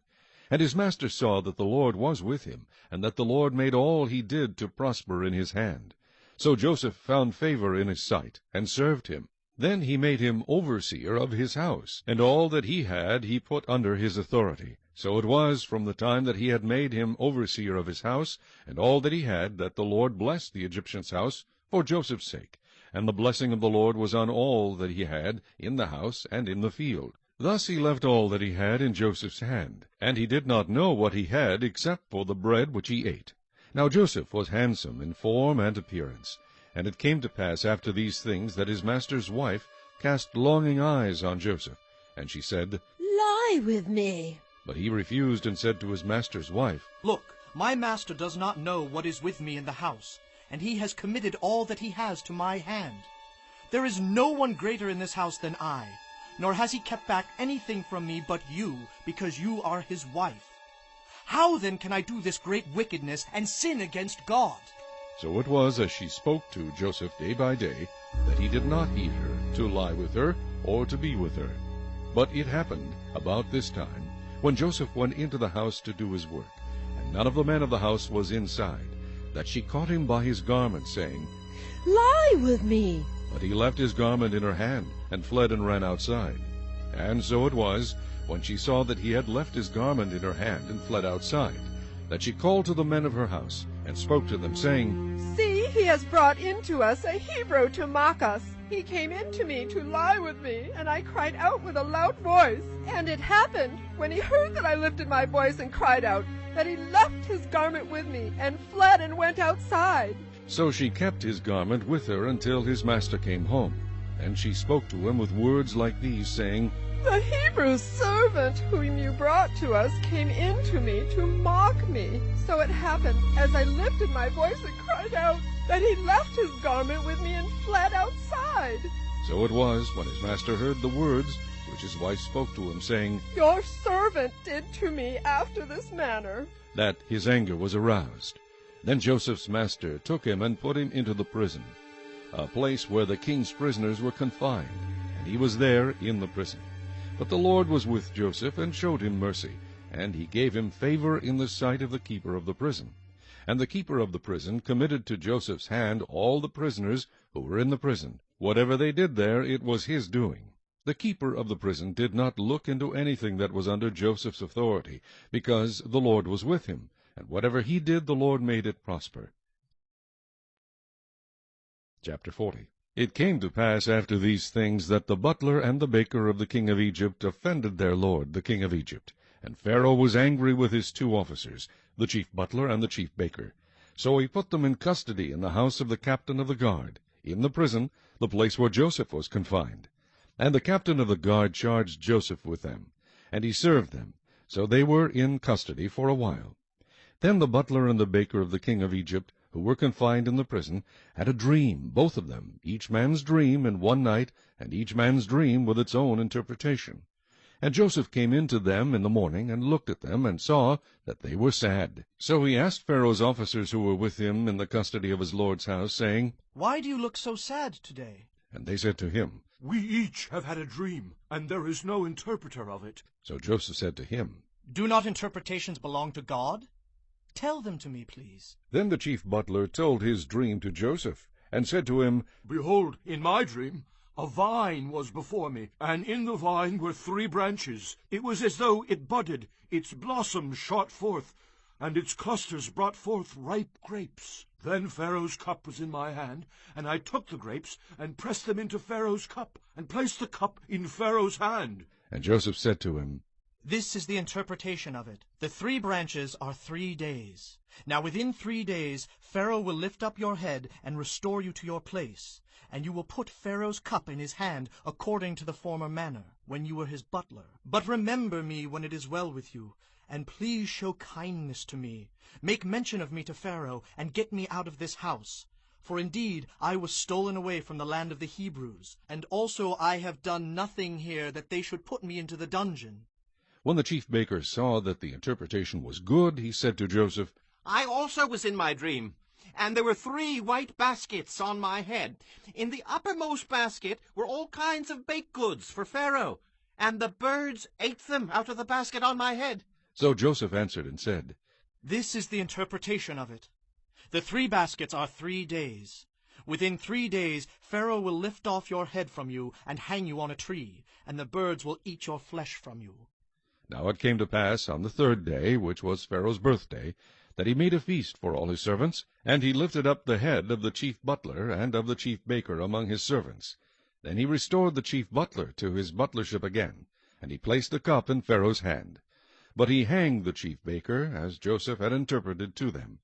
Yet the chief butler did not remember Joseph, but forgot him. Chapter 41. Then it came to pass at the end of 2 full years that Pharaoh had a dream, and behold, he stood by the river.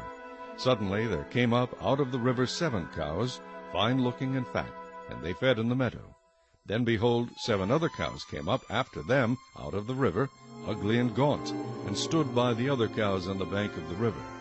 And the ugly and gaunt cows ate up the 7 fine-looking and fat cows. So Pharaoh awoke. He slept and dreamed a 2nd time, and suddenly 7 heads of grain came up on one stalk, plump and good. Then behold, 7 thin heads, blighted by the east wind, sprang up after them. And the 7 thin heads devoured the 7 plump and full heads. So Pharaoh awoke, and indeed it was a dream. Now it came to pass in the morning that his spirit was troubled, and he sent and called for all the magicians of Egypt and all its wise men. And Pharaoh told them his dreams, but there was no one who could interpret them for Pharaoh. Then the chief butler spoke to Pharaoh, saying, I remember my faults this day, when Pharaoh was angry with his servants, and put me in custody in the house of the captain of the guard, both me and the chief baker. We each had a dream in one night, he and I. Each of us dreamed according to the interpretation of his own dream.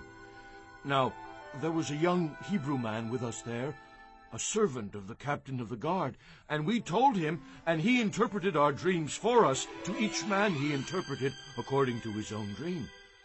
And it came to pass, just as he interpreted for us. So it happened. He restored me to my office, and he hanged him. Then Pharaoh sent and called Joseph, and they brought him quickly out of the dungeon, and he shaved, changed his clothing, and came to Pharaoh. And Pharaoh said to Joseph, I have had a dream, and there is no one who can interpret it. But I have heard it said of you that you can understand a dream to interpret it. So Joseph answered Pharaoh, saying, It is not in me. God will give Pharaoh an answer of peace.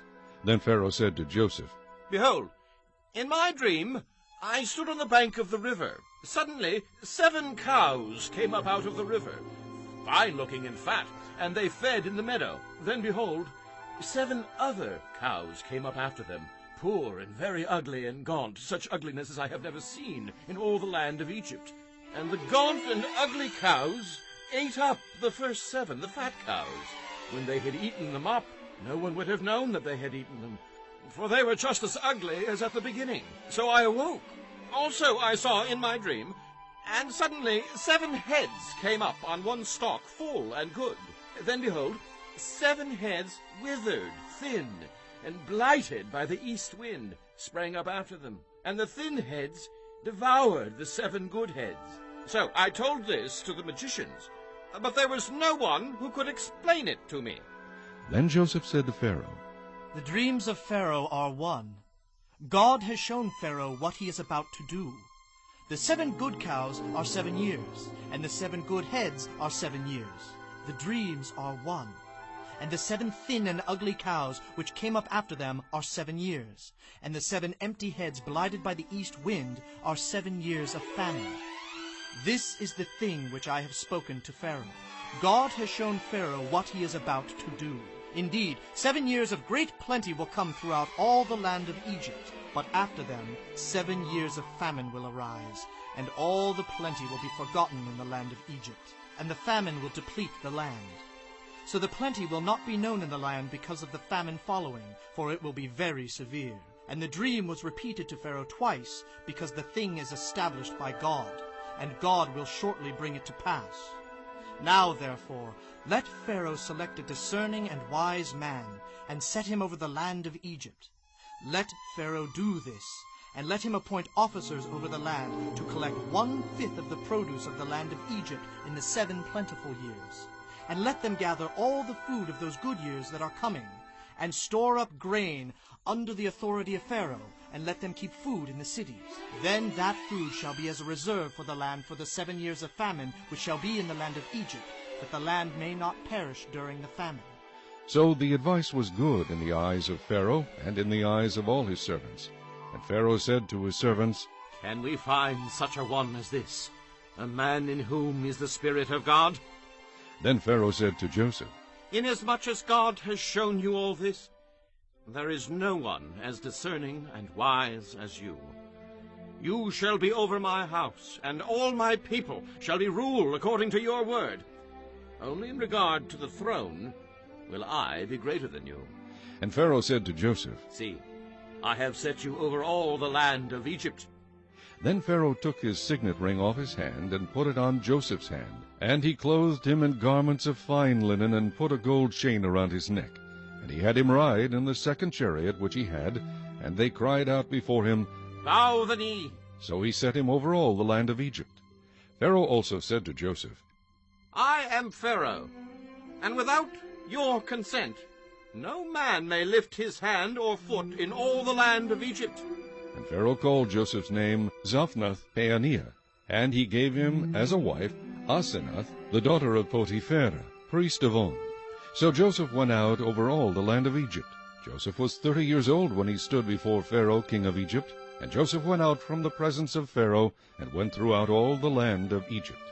Now in the 7 plentiful years the ground brought forth abundantly. So he gathered up all the food of the 7 years which were in the land of Egypt, and laid up the food in the cities. He laid up in every city the food of the fields which surrounded them. Joseph gathered very much grain, as the sand of the sea, until he stopped counting, for it was immeasurable.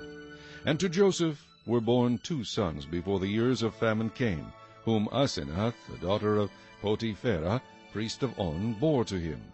Joseph called the name of the firstborn Manasseh. For God has made me forget all my toil and all my father's house. And the name of the second he called Ephraim. For God has caused me to be fruitful in the land of my affliction. Then the 7 years of plenty which were in the land of Egypt ended, and the 7 years of famine began to come, as Joseph had said. The famine was in all lands, but in all the land of Egypt there was bread.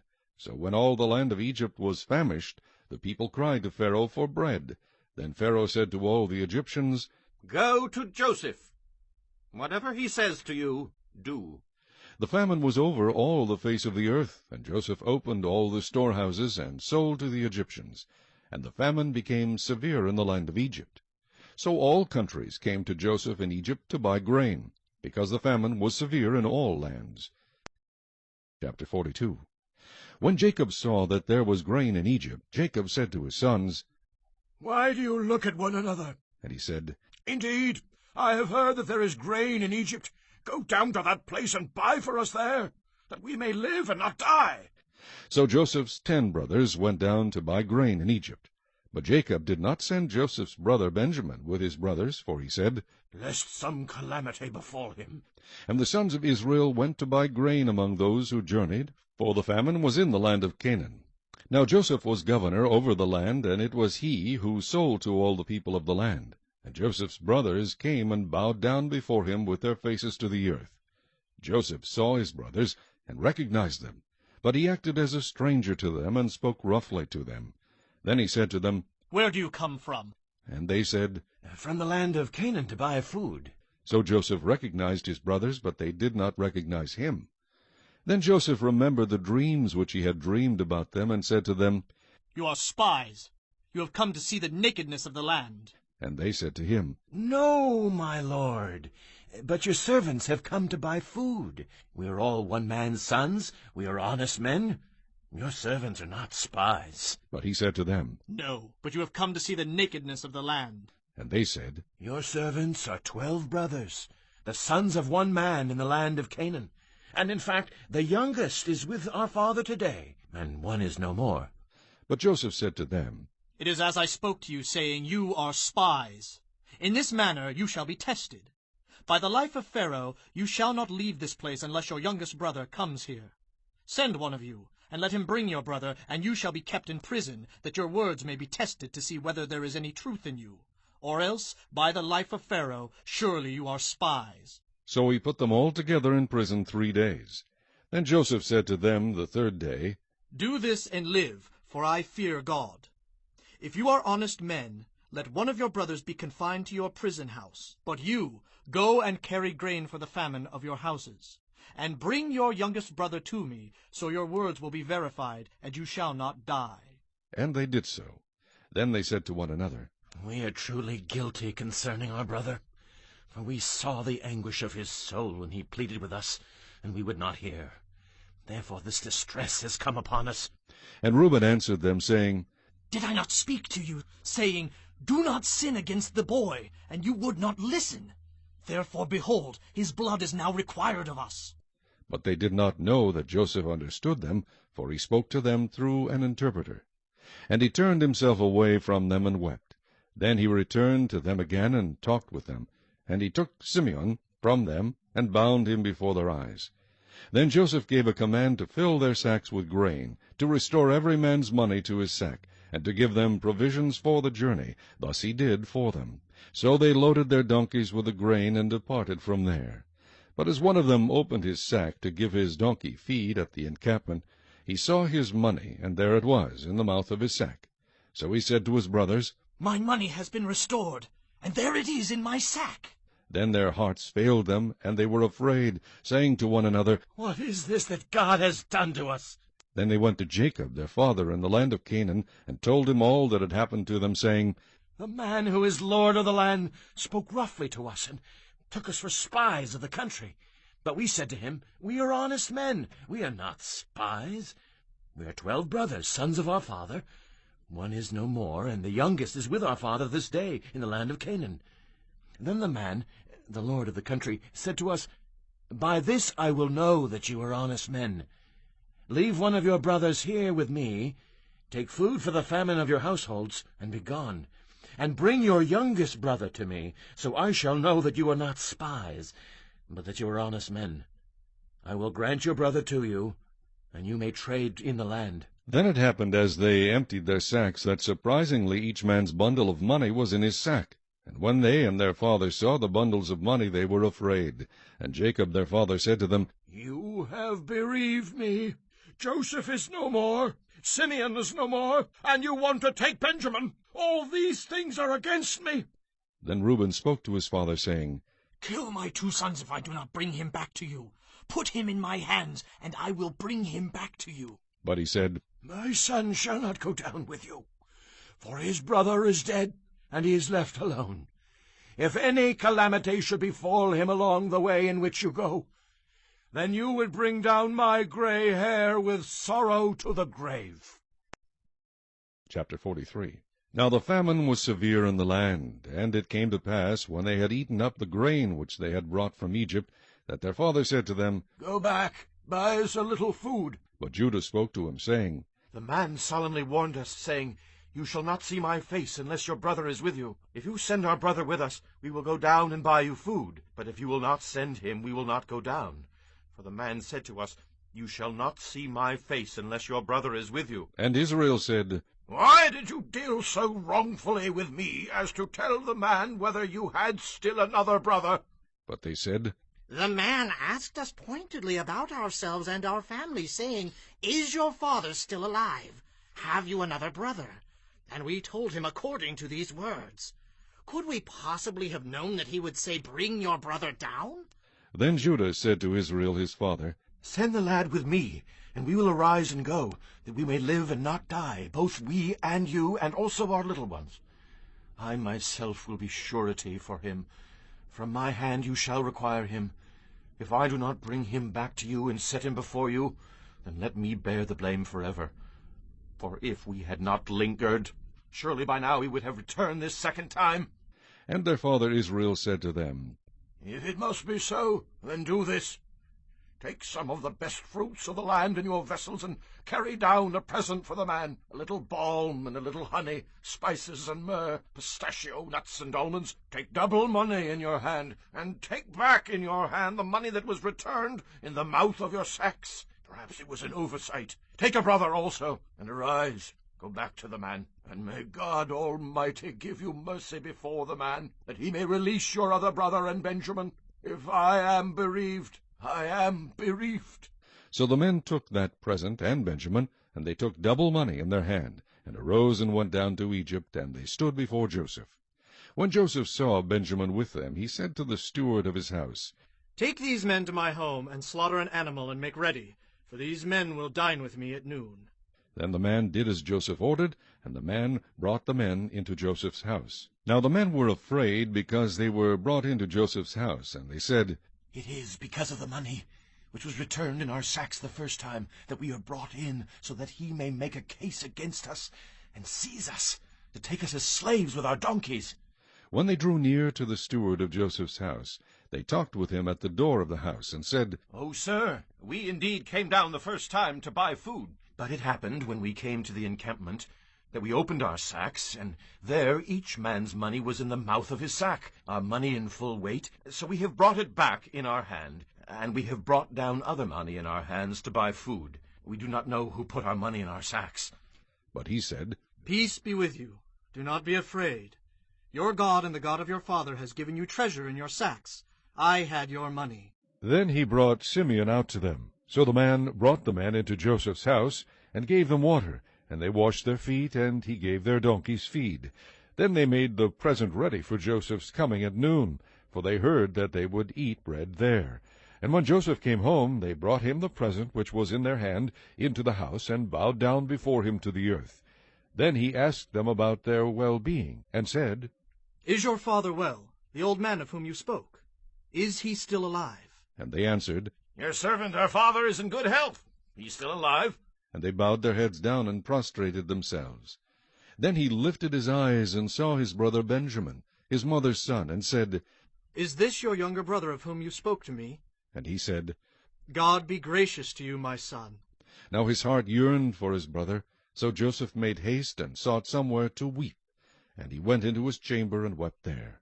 Then he washed his face and came out, and he restrained himself and said, Serve the bread. So they set him a place by himself, and them by themselves, and the Egyptians who ate with him by themselves, because the Egyptians could not eat food with the Hebrews, for that is an abomination to the Egyptians. And they sat before him, the firstborn according to his birthright, and the youngest according to his youth. And the men looked in astonishment at one another. Then he took servings to them from before him, but Benjamin's serving was 5 times as much as any of theirs. So they drank and were merry with him. Chapter 44. And he commanded the steward of his house, saying, Fill the men's sacks with food as much as they can carry, and put each man's money in the mouth of his sack. Also put my cup, the silver cup, in the mouth of the sack of the youngest, and his grain money. So he did according to the word that Joseph had spoken. As soon as the morning dawned, the men were sent away, they and their donkeys. When they had gone out of the city and were not yet far off, Joseph said to his steward, Get up, follow the men, and when you overtake them, say to them, Why have you repaid evil for good? Is not this the one from which my lord drinks, and with which he indeed practices divination? You have done evil in so doing. So he overtook them, and he spoke to them these same words. And they said to him, Why does the Lord say these words? Far be it from us that your servants should do such a thing. Look, we brought back to you from the land of Canaan the money which we found in the mouth of our sacks. How then could we steal silver or gold from your Lord's house? With whomever of your servants it is found, let him die, and we also will be my Lord's slaves. And he said, Now also let it be according to your words. He with whom it is found shall be my slave, and you shall be blameless. Then each man speedily let down his sack to the ground, and each opened his sack. So he searched. He began with the oldest, and left off with the youngest, and the cup was found in Benjamin's sack. Then they tore their clothes, and each man loaded his donkey, and returned to the city. So Judah and his brothers came to Joseph's house, and he was still there, and they fell before him on the ground. And Joseph said to them, What deed is this you have done? Did you not know that such a man as I can certainly practice divination? Then Judah said, What shall we say to my Lord? What shall we speak? Or how shall we clear ourselves? God has found out the iniquity of your servants. Here we are, my Lord's slaves, both we and he also with whom the cup was found. But he said, Far be it from me that I should do so. The man in whose hand the cup was found, he shall be my slave. And as for you, go up in peace to your father. Then Judah came near to him and said, O my Lord, please let your servant speak a word in my Lord's hearing, and do not let your anger burn against your servant, for you are even like Pharaoh. My Lord asked his servant, saying, Have you a father or a brother? And we said to my Lord, We have a father, an old man, and a child of his old age, who is young. His brother is dead, and he alone is left of his mother's children, and his father loves him. Then you said to your servants, Bring him down to me, that I may set my eyes on him. And we said to my Lord, The lad cannot leave his father, for if he should leave his father would die. But you said to your servants, Unless your youngest brother comes down with you, you shall see my face no more. So it was, when we went up to your servant my father, that we told him the words of my Lord. And our father said, Go back and buy us a little food. But we said, We cannot go down. If our youngest brother is with us, then we will go down, for we may not see the man's face unless our youngest brother is with us. Then your servant my father said to us, You know that my wife bore me 2 sons. And the one went out from me, and I said, Surely he is torn to pieces, and I have not seen him since.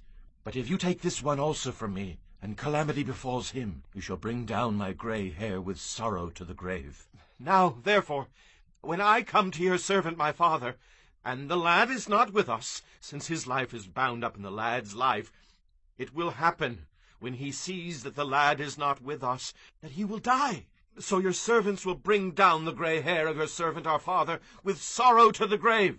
For your servant became surety for the lad to my father, saying, If I do not bring him back to you, then I shall bear the blame before my father forever. Now, therefore, please, let your servant remain instead of the lad as a slave to my lord, and let the lad go up with his brothers. For how shall I go up to my father, if the lad is not with me, lest perhaps I see the evil that would come upon my father? Chapter 45. Then Joseph could not restrain himself before all those who stood by him, and he cried out, Make everyone go out from me. So no one stood with him while Joseph made himself known to his brothers. And he wept aloud, and the Egyptians in the house of Pharaoh heard it. Then Joseph said to his brothers, I am Joseph. Does my father still live? But his brothers could not answer him, for they were dismayed in his presence. And Joseph said to his brothers, Please come near to me. So they came near.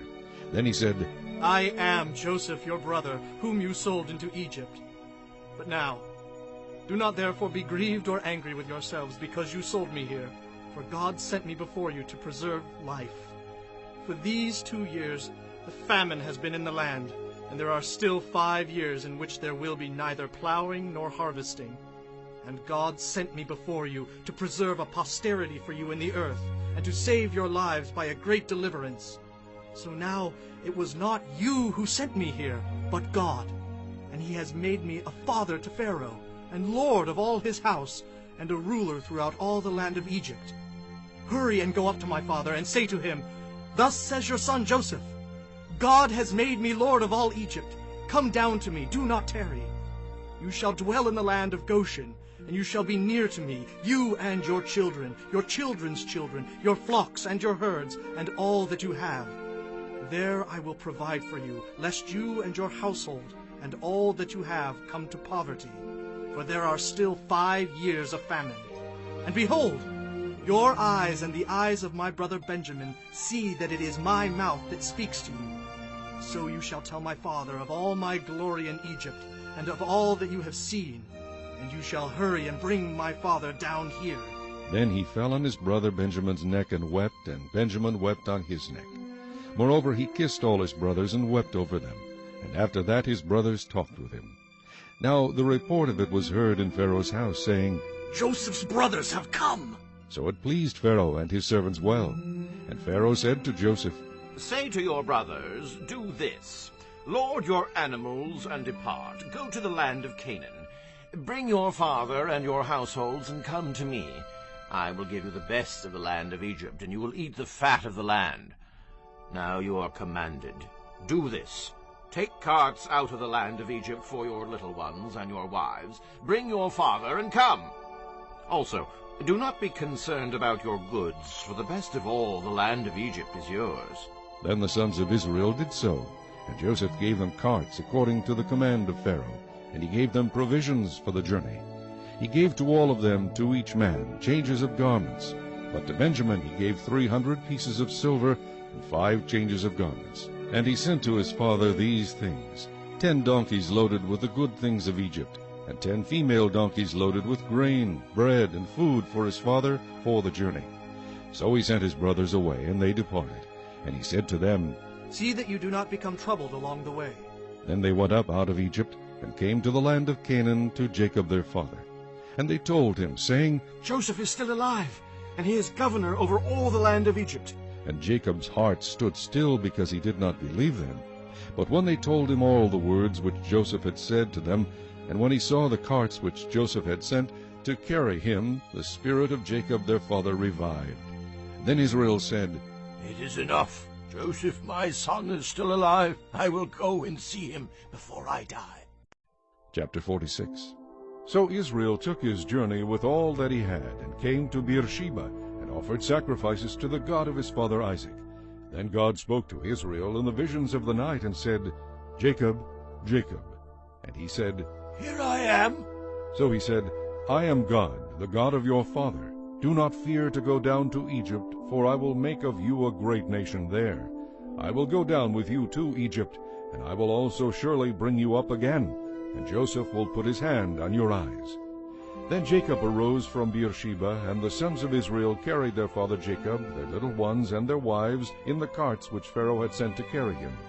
So they took their livestock and their goods, which they had acquired in the land of Canaan, and went to Egypt, Jacob and all his descendants with him, his sons and his sons' sons, his daughters and his sons' daughters, and all his descendants he brought with him to Egypt.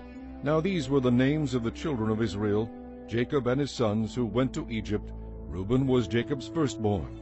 The sons of Reuben were Hanoch, Palu, Hezron, and Carmi. The sons of Simeon were Jemuel, Jamin, Ohad, Jachin, Zohar, and Shuul, the son of a Canaanite woman. The sons of Levi were Gershon, Kohath, and Merari. The sons of Judah were Onan, Shelah, Perez, and Zerah. But and Onan died in the land of Canaan. The sons of Perez were Hezron and Hamul. The sons of Issachar were Tola, Huvah, Job, and Shimron. The sons of Zebulun were Sered, Elon, and Jalil. These were the sons of Leah, whom she bore to Jacob in Padan Aram, with his daughter Dinah. All the persons his sons and his daughters were 33. The sons of Gad were Ziphion, Haggai, Shunai, Esbon, Eri, Arodai, and Arilai. The sons of Asher were Jimnah, Ishua, Isuai, Beriah, and Sirah, their sister. And the sons of Beriah were Heber and Malkiel. These were the sons of Zilpah, whom Laban gave to Leah his daughter, and these she bore to Jacob 16 persons. The sons of Rachel, Jacob's wife, were Joseph and Benjamin, and to Joseph in the land of Egypt were born Manasseh and Ephraim, whom Asenath, the daughter of Potipherah, priest of On, bore to him. The sons of Benjamin were Bela, Becher, Ashbel, Gira, Naaman, Ehai, Rosh, Mupin, Hupin, and Ard. These were the sons of Rachel who were born to Jacob, 14 persons in all. The son of Dan was Hushim. The sons of Naphtali were Jazil, Gunai, Jezer, and Shilem. These were the sons of Bilhah, whom Laban gave to Rachel his daughter, and she bore these to Jacob, 7 persons in all. All the persons who went with Jacob to Egypt, who came from his body, besides Jacob's sons' wives, were 66 persons in all. And the sons of Joseph who were born to him in Egypt were 2 persons. All the persons of the house of Jacob who went to Egypt were 70. Then he sent Judah before him to Joseph, to point out before him the way to Goshen. And they came to the land of Goshen. So Joseph made ready his chariot, and went up to Goshen to meet his father Israel. And he presented himself to him, and fell on his neck, and wept on his neck a good while. And Israel said to Joseph, Now let me die, since I have seen your face, because you are still alive. Then Joseph said to his brothers and to his father's household, I will go up and tell Pharaoh, and say to him, My brothers and those of my father's house who were in the land of Canaan have come to me, and the men are shepherds, for their occupation has been to feed livestock, and they have brought their flocks, their herds, and all that they have. So it shall be when Pharaoh calls you and says, What is your occupation? That you shall say, Your servant's occupation has been with livestock from our youth even till now, both we and also our fathers, that you may dwell in the land of Goshen. For every shepherd is an abomination to the Egyptians. Chapter 47. Then Joseph went and told Pharaoh, and said, My father and my brothers, their flocks and their herds, and all that they possess, have come from the land of Canaan, and indeed they are in the land of Goshen. And he took 5 men from among his brothers, and presented them to Pharaoh. Then Pharaoh said to his brothers, What is your occupation? And they said to Pharaoh, Your servants are shepherds, both we and also our fathers. And they said to Pharaoh, We have come to dwell in the land, because your servants have no pasture for their flocks, for the famine is severe in the land of Canaan. Now therefore please let your servants dwell in the land of Goshen. Then Pharaoh spoke to Joseph, saying, Your father and your brothers have come to you, and the land of Egypt is before you. Have your father and brothers dwell in the best of the land. Let them dwell in the land of Goshen. And if you know any competent men among them, then make them chief herdsmen over my livestock. Then Joseph brought in his father Jacob, and set him before Pharaoh, and Jacob blessed Pharaoh. Pharaoh said to Jacob, How old are you? And Jacob said to Pharaoh, The days of the years of my pilgrimage are 130 years. Few and evil have been the days of the years of my life, and they have not attained to the days of the years of the life of my fathers in the days of their pilgrimage. So Jacob blessed Pharaoh, and went out from before Pharaoh. And Joseph situated his father and his brothers, and gave them a possession in the land of Egypt, in the best of the land, in the land of Ramses, as Pharaoh had commanded.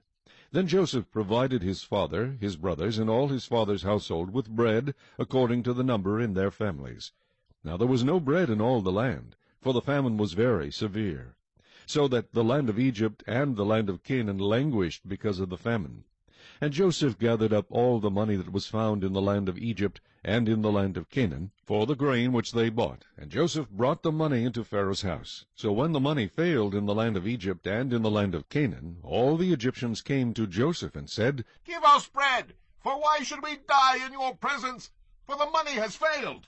Then Joseph said, Give your livestock, and I will give you bread for your livestock, if the money is gone. So they brought their livestock to Joseph, and Joseph gave them bread in exchange for the horses, the flocks, the cattle of the herds, and for the donkeys.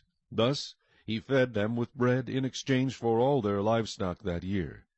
When that year had ended, they came to him the next year, and said to him, We will not hide from my lord that our money is gone.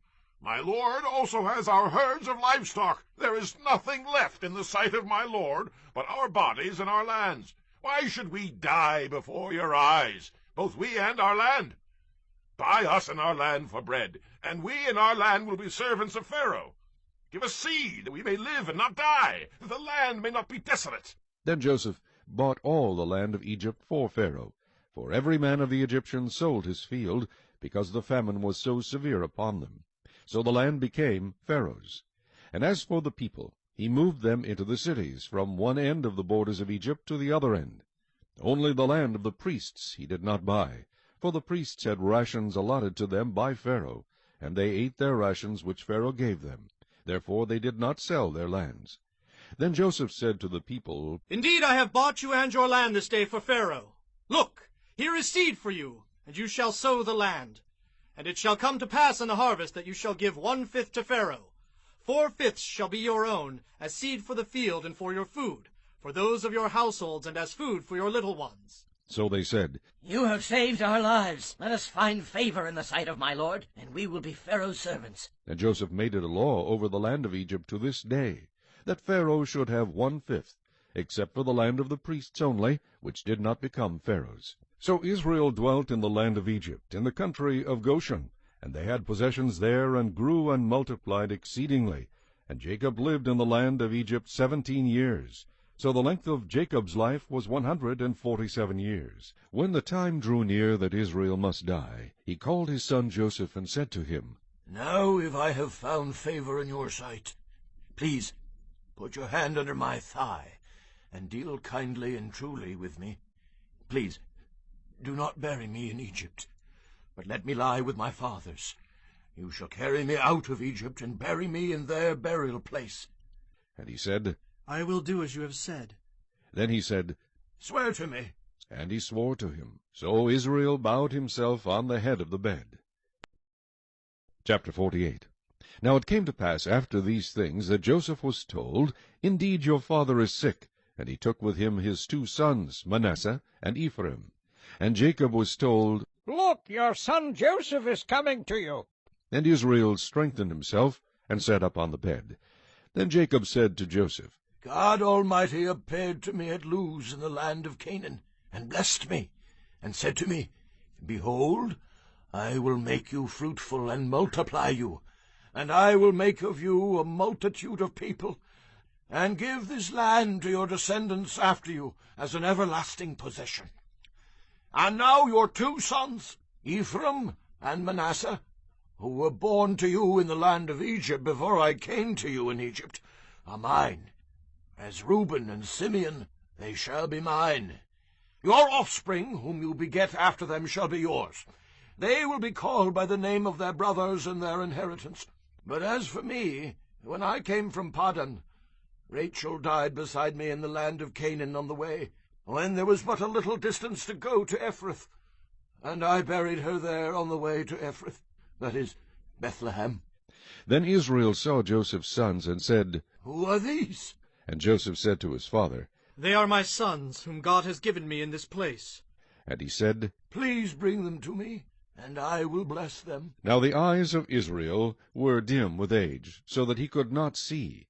Then Joseph brought them near him, and he kissed them and embraced them. And Israel said to Joseph, I had not thought to see your face, but in fact God has also shown me your offspring. So Joseph brought them from beside his knees, and he bowed down with his face to the earth. And Joseph took them both, Ephraim with his right hand toward Israel's left hand, and Manasseh with his left hand toward Israel's right hand, and brought them near him. Then Israel stretched out his right hand, and laid it on Ephraim's head, who was the younger, and his left hand on Manasseh's head, guiding his hands knowingly, for Manasseh was the firstborn. And he blessed Joseph, and said, God, before whom my fathers Abraham and Isaac walked, the God who has fed me all my life long to this day, the angel who has redeemed me from all evil, bless the lads. Let my name be named upon them, and the name of my fathers Abraham and Isaac, and let them grow into a multitude in the midst of the earth. Now when Joseph saw that his father laid his right hand on the head of Ephraim, it displeased him. So he took hold of his father's hand to remove it from Ephraim's head to Manasseh's head. And Joseph said to his father, Not so, my father, for this one is the firstborn. Put your right hand on his head. But his father refused, and said, I know, my son, I know. He also shall become a people, and he also shall be great. But truly his younger brother shall be greater than he, and his descendants shall become a multitude of nations. So he blessed them that day, saying, By you Israel will bless, saying, May God make you as Ephraim and as Manasseh. And thus he set Ephraim before Manasseh. Then Israel said to Joseph, Behold, I am dying, but God will be with you and bring you back to the land of your fathers. Moreover, I have given to you one portion above your brothers, which I took from the hand of the Amorite with my sword and my bow. Chapter 49. And Jacob called his sons and said, Gather together, that I may tell you what shall befall you in the last days. Gather together and hear, you sons of Jacob, and listen to Israel your father. Reuben, you are my firstborn, my might and the beginning of my strength, the excellency of dignity and the excellency of power. Unstable as water you shall not excel, because you went up to your father's bed, and you defiled it.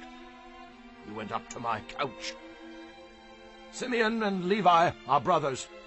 Instruments of cruelty are in their dwelling place. Let not my soul enter their council. Let not my honor be united to their assembly. For in their anger they slew a man, and in their self-will they hamstrung an ox.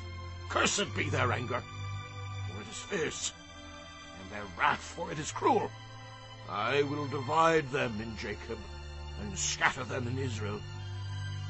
Judah, you are he whom your brothers shall praise. Your hand shall be on the neck of your enemies. Your father's children shall bow down before you. Judah is a lion's whelp. From the prey, my son, you have gone up. He bows down. He lies down as a lion. And as a lion, who shall rouse him? The scepter shall not depart from Judah, nor a lawgiver from between his feet, until Shiloh comes, and to him shall be the obedience of the people, binding his donkey to the vine, and his donkey's colt to the choice vine. He washed his garments in wine, and his clothes in the blood of grapes. His eyes are darker than wine, and his teeth whiter than milk. Zebulun shall dwell by the haven of the sea. He shall become a haven for ships, and his border shall adjoin Sidon. Issachar is a strong donkey, lying down between two burdens. He saw that rest was good, and that the land was pleasant. He bowed his shoulder to bear a burden, and became a band of slaves. Dan shall judge his people as one of the tribes of Israel. Dan shall be a serpent by the way, a viper by the path, that bites the horse's heels, so that its rider shall fall backward. I have waited for your salvation, O Lord. Gad, a troop shall tramp upon him, but he shall triumph at last. Bread from Asher shall be rich, and he shall yield royal dainties. Naphtali is a deer let loose. He uses beautiful words. Joseph is a fruitful bough by a well. His branches run over the wall. The archers have bitterly grieved him, shot at him and hated him, but his bow remained in strength, and the arms of his hands were made strong by the hands of the mighty God of Jacob. From there is the shepherd, the stone of Israel, by the God of your father who will help you, and by the Almighty who will bless you, with blessings of heaven above, blessings of the deep that lies beneath, blessings of the breasts and of the womb. The blessings of your father have excelled the blessings of my ancestors, up to the utmost bound of the everlasting hills. They shall be on the head of Joseph, and on the crown of the head of him who was separate from his brothers. Benjamin is a ravenous wolf. In the morning he shall devour the prey, and at night he shall divide the spoil. All these are the 12 tribes of Israel, and this is what their father spoke to them. And he blessed them. He blessed each one according to his own blessing. Then he charged them and said to them, I am to be gathered to my people. Bury me with my fathers in the cave that is in the field of Ephron the Hittite, in the cave that is in the field of Machpelah, which is before Mamre, in the land of Canaan, which Abraham bought with the field of Ephron the Hittite as a possession for a burial place.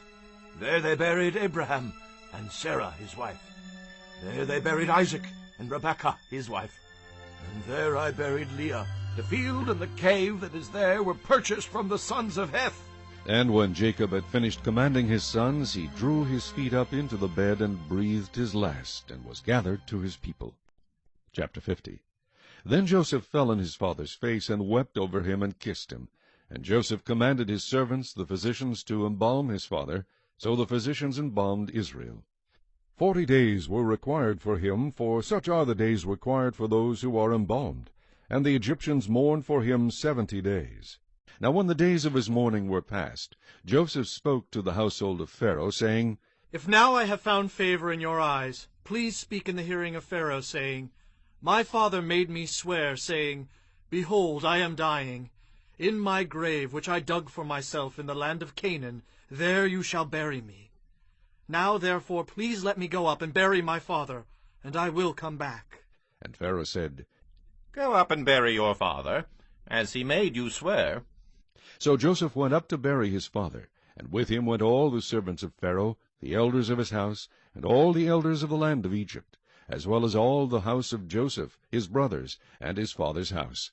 Only their little ones, their flocks, and their herds they left in the land of Goshen.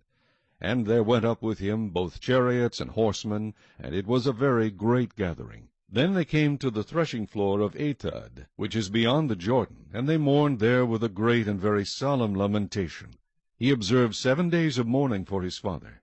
And when the inhabitants of the land, the Canaanites, saw the mourning at the threshing floor of Atad, they said, This is a deep mourning of the Egyptians. Therefore its name was called Abel Mizraim, which is beyond the Jordan. So his sons did for him just as he had commanded them. For his sons carried him to the land of Canaan, and buried him in the cave of the field of Machpelah, before Mamre, which Abraham bought with the field from Ephron the Hittite as property for a burial place. And after he had buried his father, Joseph returned to Egypt, he and his brothers, and all who went up with him to bury his father. When Joseph's brothers saw that their father was dead, they said, Perhaps Joseph will hate us, and may actually repay us for all the evil which we did to him. So they sent messengers to Joseph, saying, Before your father died, he commanded, saying, Thus you shall say to Joseph, I beg you, please forgive the trespass of your brothers and their sin, for they did evil to you. Now, please, forgive the trespass of the servants of the God of your father. And Joseph wept when they spoke to him. Then his brothers also went and fell down before his face, and they said, Behold, we are your servants. Joseph said to them, Do not be afraid, for am I in the place of God? But as for you, you meant evil against me, but God meant it for good, in order to bring it about as it is this day, to save many people alive. Now therefore do not be afraid, I will provide for you and your little ones. And he comforted them and spoke kindly to them. So Joseph dwelt in Egypt, he and his father's household, and Joseph lived 110 years. Joseph saw Ephraim's children to the 3rd generation. The children of Machir, the son of Manasseh, were also brought up on Joseph's knees. And Joseph said to his brethren, I am dying, but God will surely visit you, and bring you out of this land to the land of which he swore to Abraham, to Isaac, and to Jacob. Then Joseph took an oath from the children of Israel, saying, God will surely visit you, and you shall carry up my bones from here. So Joseph died, being 110 years old, and they embalmed him, and he was put in a coffin in Egypt.